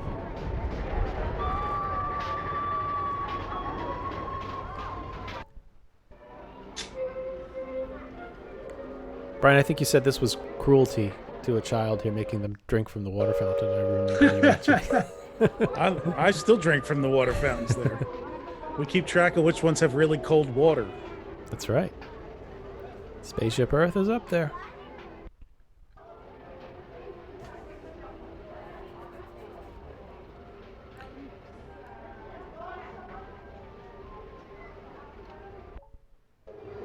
So I think in this, what you're going to see here when we get on the Richard F. Irvine, this is where my dad goes down into the engine room, gets some shots of that, which you can still go down and see it today. So it was kind of a unique experience. Yeah, he does the artistic shot here. Right over the side. House? Yeah.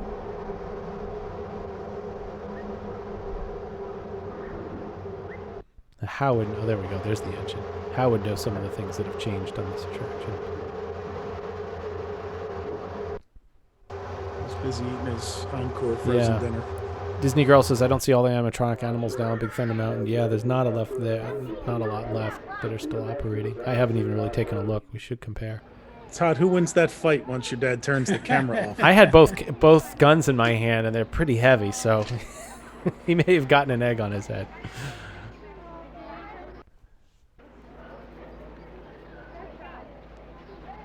And I don't think we went over to Tom Sawyer Island on this trip at all. Now that I think about it. My brother was a huge Tigger fan. We're going to see some other characters coming up because we have the Empress Lily breakfast coming up. Actually, oh yeah, on the second reel, and some nice footage from the top of the deck. And our dog is with us tonight here in the room. Now this is rare. This is footage from Mickey's the Fantasy Fair and some of the actual production that was over by I'm sorry, not Tomorrowland. This is to the left of 20,000 Leagues Under the Sea. And over there, this was the stage that went underground. That would take the performers down underground. So they'd pop up. And I think Hal mentioned that it's all bathrooms now. So. And for those of you that have followed the podcast and my stories and everybody's stories for a number of years, you guys probably remember my disappointment on this trip where 20,000 Leagues Under the Sea was going to be, that was all I wanted to go do. I was so excited about it. We're going to board the Skyway here in a little bit, and you're going to see my disappointment firsthand. Rob noted the B returned. Yes, so yep. It's Marshall. Thank you. Now this Came here... back from... Oh, go ahead. No, I was just going to make a joke about it coming back from pollinating something, so go ahead. This carousel, as many of you may know, there's me and Mickey. was from Olympic Park, New Jersey. My mom actually rode that carousel as a young girl and in Olympic Park in New Jersey. There was a lot of character greetings back then on the side of the firehouse there. Now they all move out into town square, but back then they used to come right up from backstage and stand there and do meet and greets. Bob wants to know if we'll see a McFarkles in this film. I don't know. Might be up on it. I've got my visor. I'd like to get that one again. All right, so here comes the 20K disappointment.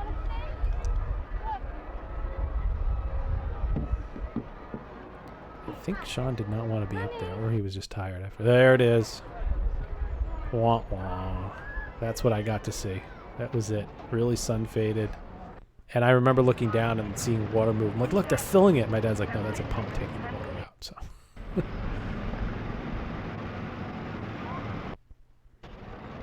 My grandparents waving.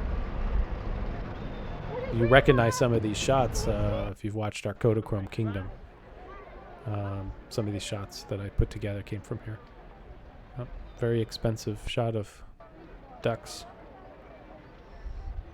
Someone once asked Walt Disney what his favorite thing at Disneyland was. He said it was the ducks because he didn't have to pay for them. Good answer. Good answer. Oh, here we are on the Grand Prix Raceway.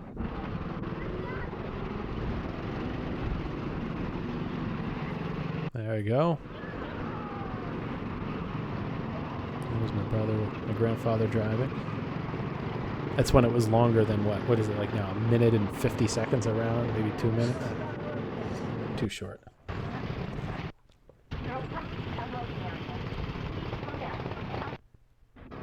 Coming down. Another area that really hasn't changed other than the paint. I like this older paint job better. I love the white. Is it still sponsored? No, I don't think it's sponsored by Goodyear. It's not sponsored at all, is it? Oh, there's the Donald Duck hats. Remember those guys? The mesh hats with the paper thing. Yeah, you'd squeeze the bill and it would squeak. There's my brother's getting a real big kick out of that. My grandfather's got his orange ticket tucked in his upper pocket there.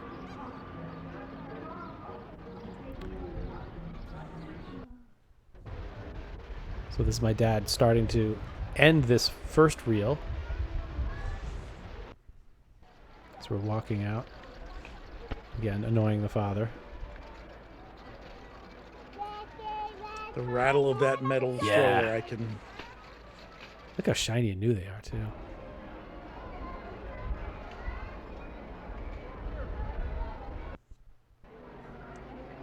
This is my dad probably trying to get shots with the family, like way ahead of us, way ahead of him. Well, there's the balloon cellar. That's a good shot there. Sun's starting to go down, too. You can see it's going down in the west.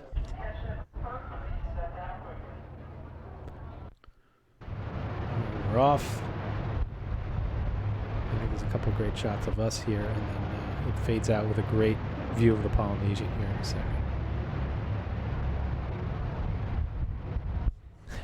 Somebody joins us. I'm just joining in. Have they filmed the Jungle Cruise yet? Yep, we've been past that one. We've been through there. But this is a great... The sun's starting to set, so it's a really great... pretty neat how my dad captured this here. What's really interesting, too, is I can match some of the film up with our album and see, you know, the pictures that went along with it.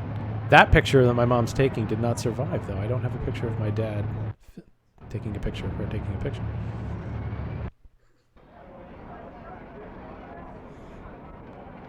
And thus ends another day in Walt Disney World. So there's the first half. The first half. The other one we've cut down to 9 minutes, and then we will wrap up.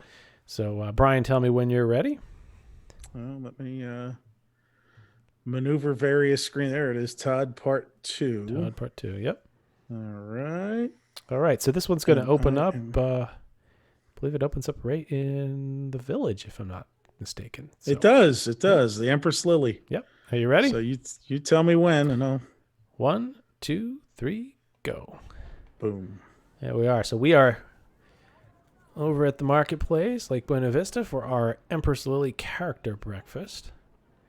We're working over. It must be a little cool. Then again, my grandmother would dress anybody in a sweatshirt because she was always cold. Oh, look at Goofy's outside there. Minnie. Climbing up the steps there, yeah. Yep. coming to welcome you, I guess. Yeah. I forget what year the Empress Lily opened up. 77. 77. Okay, so it's still relatively young here. Look at the crowd to get in too.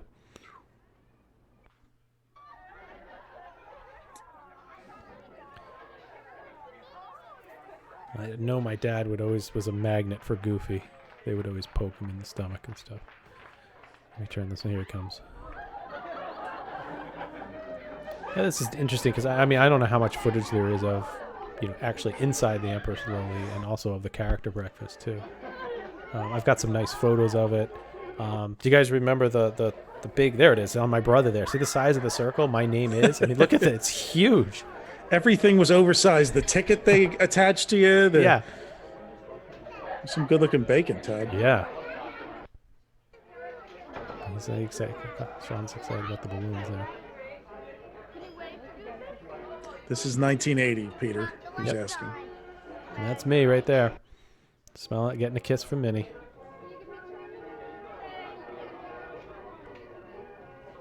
My parents gave us all the glasses too. No plastic cups. Wow. Sean's a little bashful there, it looks like. See the TV back there? I do. Chris Brown asked if you guys drove around on property or if you took the bus from the tree houses. We drove around. We rented a little yellow Chevy something or other, and the 6 of us crowded in. So there's a shot. That's a really nice vista of Lake Buena Vista. Yep, from the deck of the Empress Lily, looking right there to the some of the villas coming up here. There they are, right there. Look at the old pedal boats. There's the aqua larks. Look at them humming along on that lake too. Dick Nunes's original plan was beyond the Empress Lily here was to build a New Orleans themed shopping and dining area, which eventually morphed into the Port Orleans Resort. Yep. This is some rare footage too, the whatchamacallit, which we'll come back to in a second. See the Empress Lily from... So that's over by the boat dock. Oh, I think I come down the slide, and my dad comes down, I think. My grandmother's there waiting to catch us. So somebody said, I'm go for the Mickey short, striped shirt, the back to the Mickey shirt. So somebody's keeping track of what I'm wearing in each of these episodes. So that's good. We must have been over there a couple times. No, we're going back up the wrong way. My dad should not be playing on that. Yeah, you're not supposed to do that. Remember the story we heard? They finished this thing in like a week and a half, and they finished it literally an hour before the dedication of Lake Buena Vista. This here, the whatchamacallit, the climbing structure. It was super hot in there too. Splinter ridden. Yep, Florida cedar, that's right. That's my dad definitely framing a shot for everybody back at home. Oh, we're back to the whatchamacallit. I forgot how much footage he took. All right, so now we're taking one of the small canopy boats, which was... they lasted until, I think, the mid-late 80s, somewhere in there. Looks like a rowboat, though. So there's the canopy boat. It basically had a outboard motor, but you had a small console in the center that the throttle and the steering wheel would connect up to. So we all get our try at it. Now, what you got to watch here is one of the things. I always thought this was really funny. My grandfather sits down with my brother here in a second, and my dad says, just go, and he just guns the throttle, and my brother cranks it all the way to the right, and you'll see the boat just start going in circles. My brother's not happy in a lot of this, so okay. I think my mom is worrying that we're going too close to the shore. I think she was afraid we were going to get beached, too. You can hear her go, David. This was really neat. You could go up to the third bridge. That's what they said. You could get on these rental boats. You could go up towards where Riverside and Port Orleans is now. And you could go up any canal, but you had to turn around when you approached the third bridge. It sounds like something out of Monty Python or, some... But I remember we took it all the way up to the third bridge and turned around. All right, here it goes. All right, Hey, Grandpa. Hey, My grandfather's none the wiser when my dad hits the throttle here in a second. That's a big honking Okay, let's go. fire extinguisher. There we go. The other way, Grandpa. Which way do we... Let's go. It's just going in circles. Is your mom holding the camera here? Yeah, my mom must be. Check that out. That's a Junkers Ju-52, a German aircraft flying over. My dad must have just happened to capture it. Just kind of neat.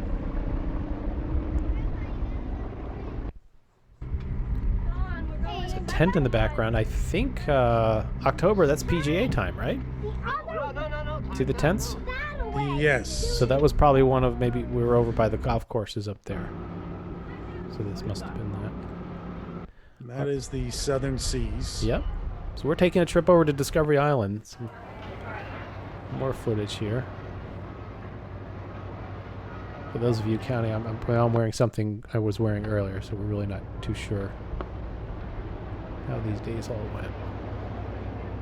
My mom was very good at documenting things, but she would take liberty, just as my dad did here, in putting things in the order that they felt was more telling of the story in the photo album or in the film, rather than putting them in the order that the things actually happened. So.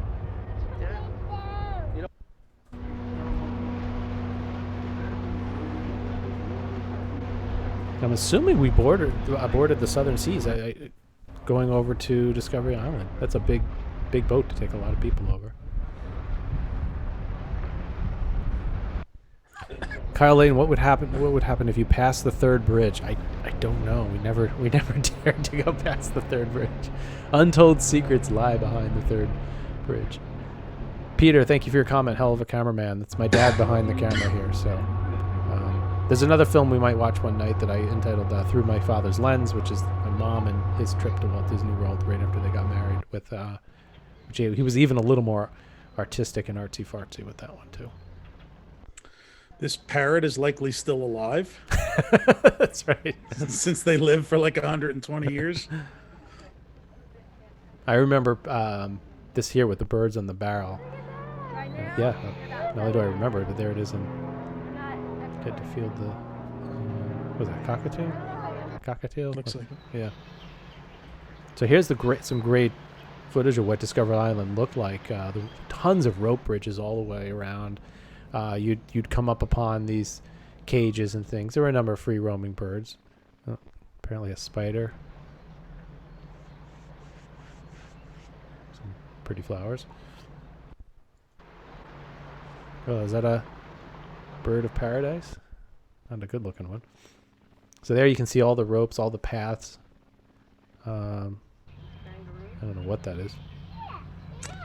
There's some questions about Discovery Island coming in. People asking if it was a guided tour.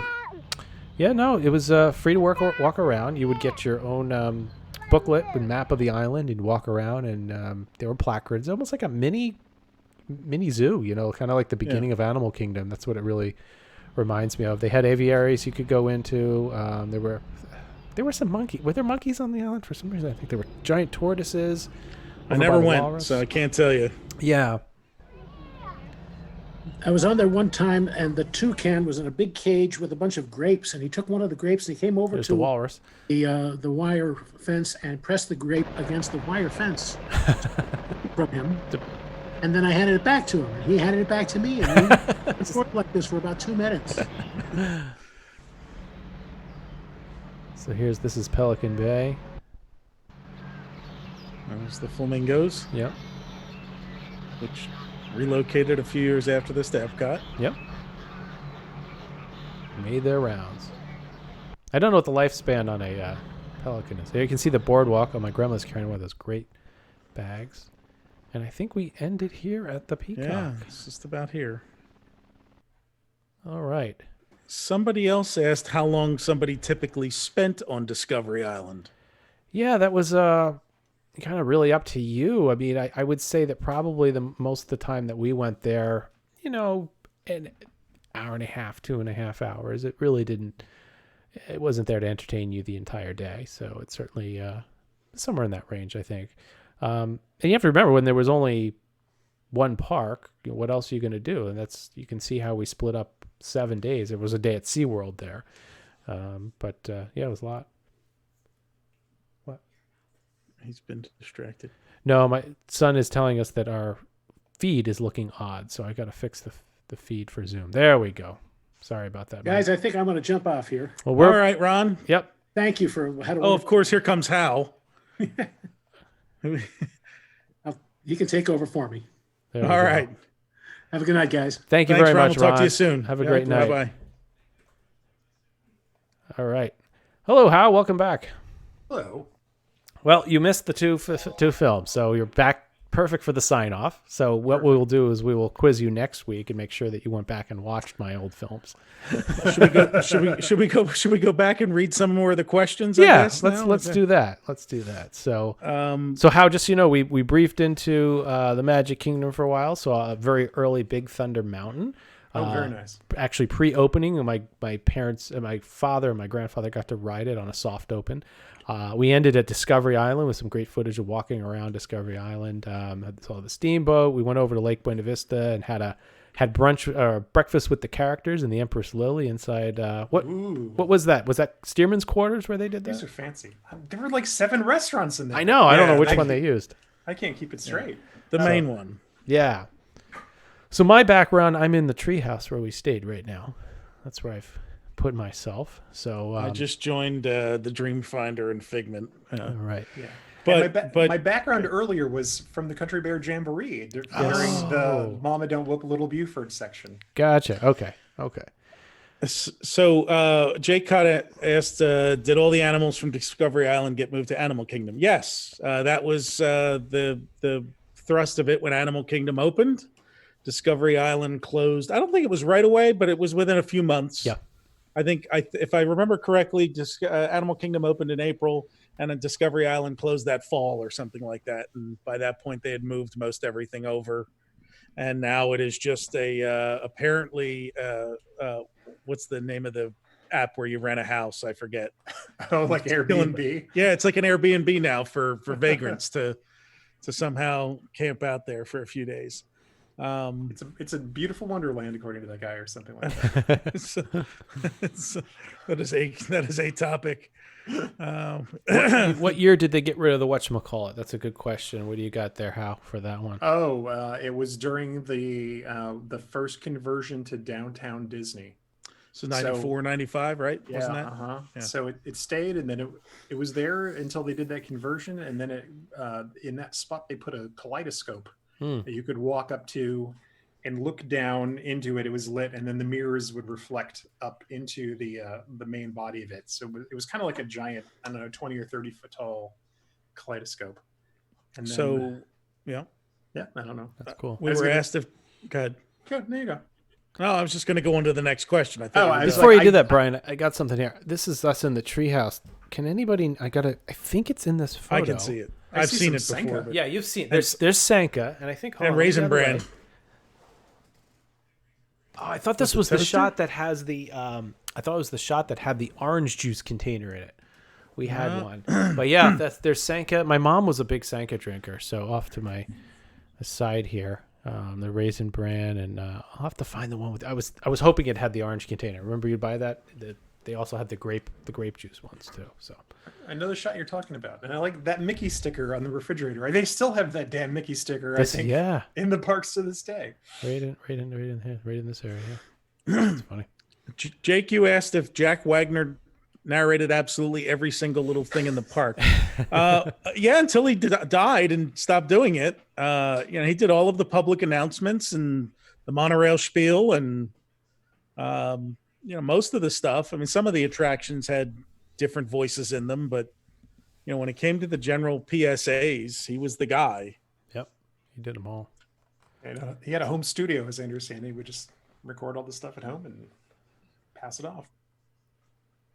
All right, just going up here for some other questions. Discovery Island. We went over that. Jason Savage asked, "Didn't they have a men's store in downtown Disney?"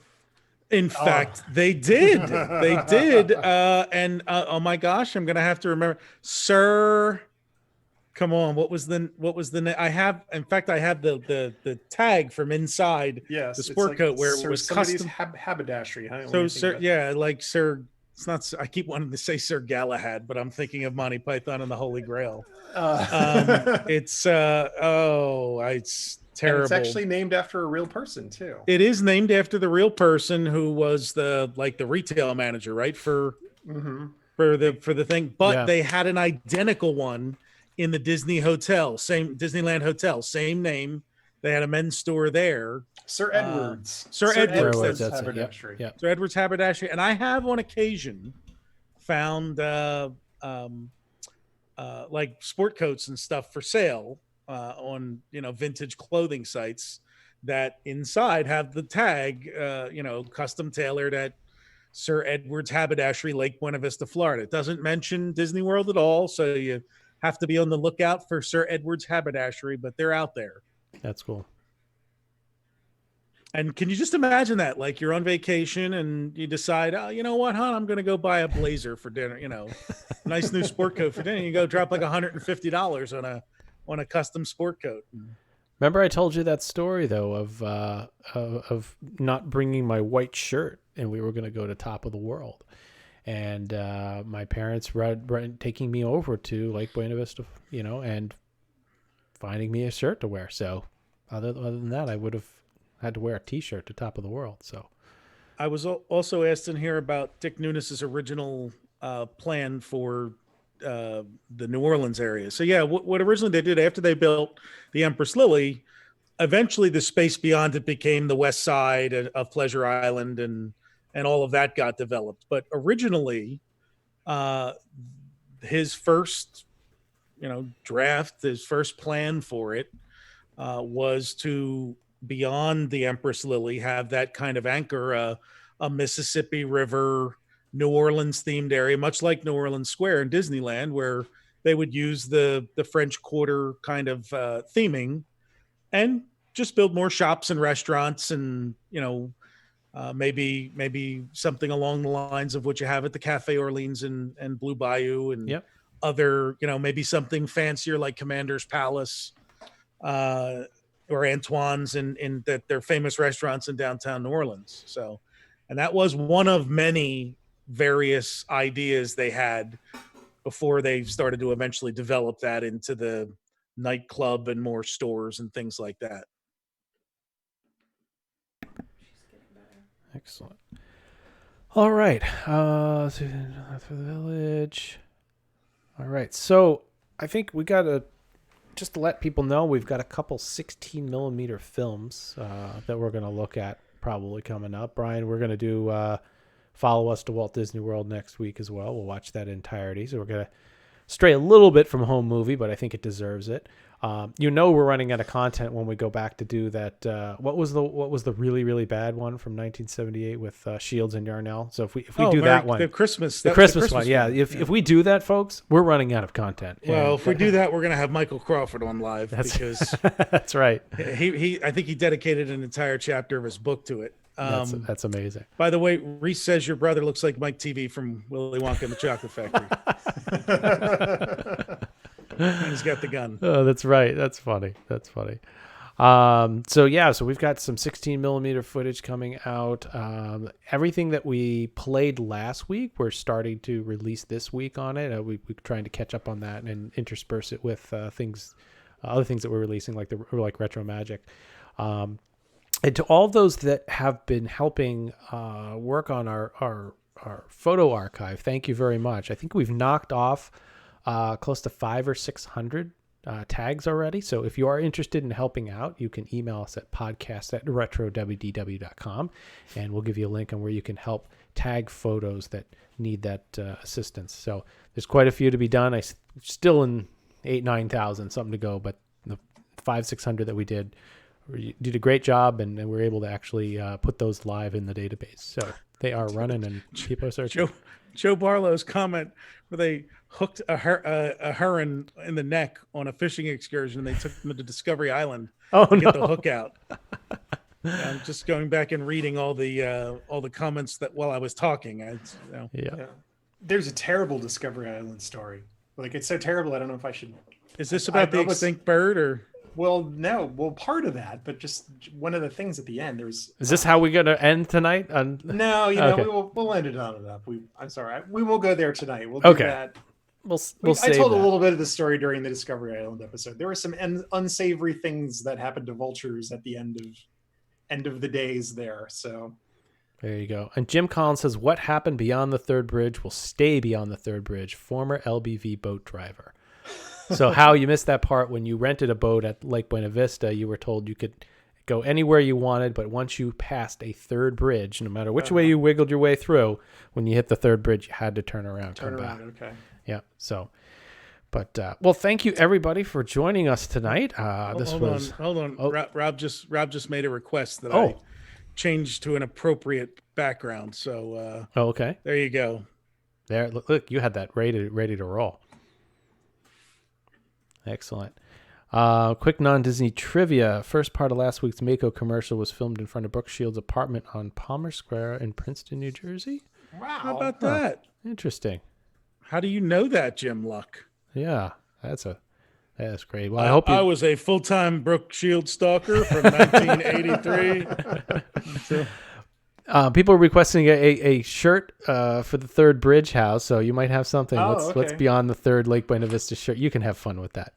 So, thank you, everybody. It's tomorrow, but we're here tonight, so thank you so much. That's great. Yep. Happy birthday, Brian. And this is crazy. 2 birthdays in a week and a few days here. So, have a great day tomorrow. I'm certainly will be in touch. So, as always, thank you very much to everybody joining tonight. We thank everybody who sent in some donations during while we were watching tonight on the YouTube donate button. We really appreciate that. We've been able to purchase some Brooke Shields in Yarnell. That's the best. That's right. That's the best before and after that never happened on on the Wheel of Fortune. That's right. One last item of note, this is a kind of a funny little story, is that we do have some new film coming in, and maybe we'll play that against the wall one night as well. But Brian and I had our eye on a specific auction this week, and lo and behold, we were watching it, and I put a bid in very close to the end, but I got tied up on a conference call for work, and I lost by $1. Wouldn't you know it, though, a few minutes later, somebody said, "Hey, I'd like to donate a film to you." And they sent a picture, and it was from the auction we lost. So they were bidding against us. They were bidding against us. Nobody knew. He even said, "Oh, I could have saved $24 or whatever it was if I had known." So the moral of the story is, if you see something on eBay and you want to bid, please email us so that we make sure that nobody competes against us. One time in the past, Brian and I were bidding against each other on something and drove a price up. Day. That was terrible. We drove it up an extra substantial $100 too, because we were aggressive bidders against each other. It was terrible. Like, "Oh, did you win it?" "Yeah, I did." "Wait a minute, I was bidding." So, so what is great about that, and we really, gentleman's name escapes me, but anyway, the reason we really appreciate it, it's Walt Disney World 1971, and also says Epcot Center 1982 on it, which is great. So we're really looking forward. And if we're lucky, I'll even restore the Snake Festival that's included on the reel. Festival. And wasn't there somebody's broken leg or arm or something on there too? That's right. They went to the Alps, and it says something like that. There's somewhere in the Alps, and then in parentheses this is broken leg. So it's so. Is there a steep competition on Walt Disney World occasionally home films? Sometimes yes, sometimes no. Sometimes we spot something. We're on 7 or 8 different sites where we monitor for this stuff, and sometimes stuff we think is going to go high doesn't, and we end up lucking out. And then other times things go for crazy prices for a 3 or 5 minute film that ends up being unremarkable. Just this past week, was it this week that I did the slide set? Yes. That I bid high on because I wanted to get it, and it cost us a lot of money. But the slides came in.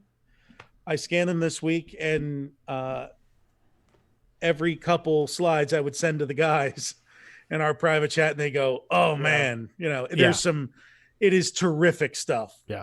All architecture and scenery and the guy knew how to use a camera.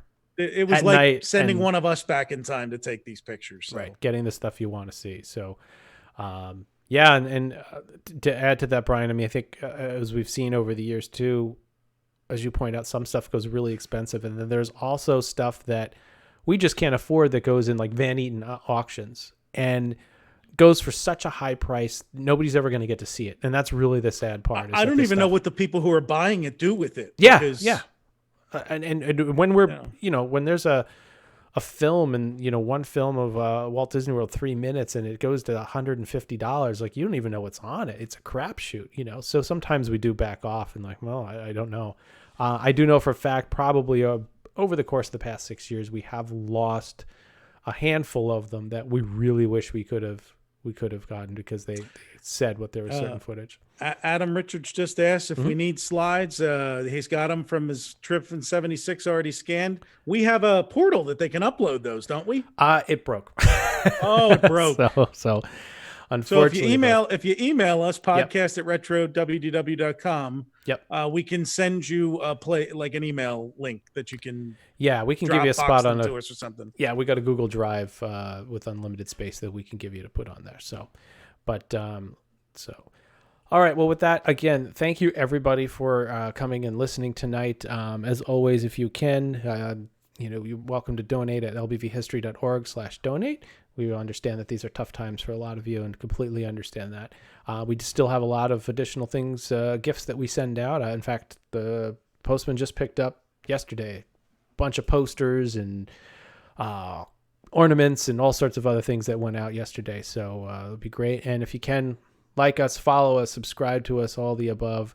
Somewhere down there, there's a little like button and a follow. That's how we can all point down, like down there. So we appreciate that, and that helps get our films out there. The more likes that we get, the more we're exposed, and we're finding that majority of the people that find us on the videos are actually through YouTube recommendations. So it's working, and that's getting us a lot more viewers. In fact, as of tonight, I can turn. Like you guys can't see it, but 14,000 guys. We hit over 14,000, and we started at like 4,000 a year ago. We have to tell the story. Todd literally built a digital board. I'll show it to them. Yeah. Yeah, like the pledge board at a telethon. So let me turn off my that tracks our follower numbers on each of our platforms. So let me turn off my background. This isn't going to be like setting up the movie camera, is it? No, actually, the cord. You can see it over his shoulder there. The cord long enough. It looks like a short cord. We'll see if it makes it. He's got to untie it. He's got to untie it live on camera. Yes, you can call in with a pledge. I'll give you my number. Actually, we have a phone number. 978-71-RETRO. You can call and leave us a message. That's right. So as of it's hard. I can't go any further than this, but Twitter at 16,190, Facebook at 8158, YouTube they force you to round, so it's 14,000, and Instagram 5275. So this updates. It's got countdown down here. It updates every hour, and it just sits back behind me and reminds me of everybody out there and keeps me realizing that we're not doing enough on Instagram, I guess. So there you go. Again, longer cord. Man, I gotta get longer cords. And I should say too, 50-foot cords on everything. This I can pull up because I should give a nod to my son here. I'm gonna go wireless in 2025. Yeah, it just fell down, but it's fine. But Conlon, my son, painted this actually for me. Oh, that's great! A while back. So when would you do this? It was for Christmas. Yep, Christmas. He painted that for me. That's terrific. That sits right next to us. So is this acrylic? Excellent. It's shimmer acrylic. So looks great. All right, everybody. Well, on that note, we're looking forward to seeing you next week at same time, same retro channel, and we'll let you know probably early next week what films we've decided to screen. Definitely follow me to Walt Disney. Follow me to Walt Disney World. That's right. So watching that whole show, that's crazy. Exactly. So if you have any suggestions, please send the podcast at retro.wdw.com. And again, thanks to everybody. Stay safe, and we'll see you next week. See you next week. Bye-bye.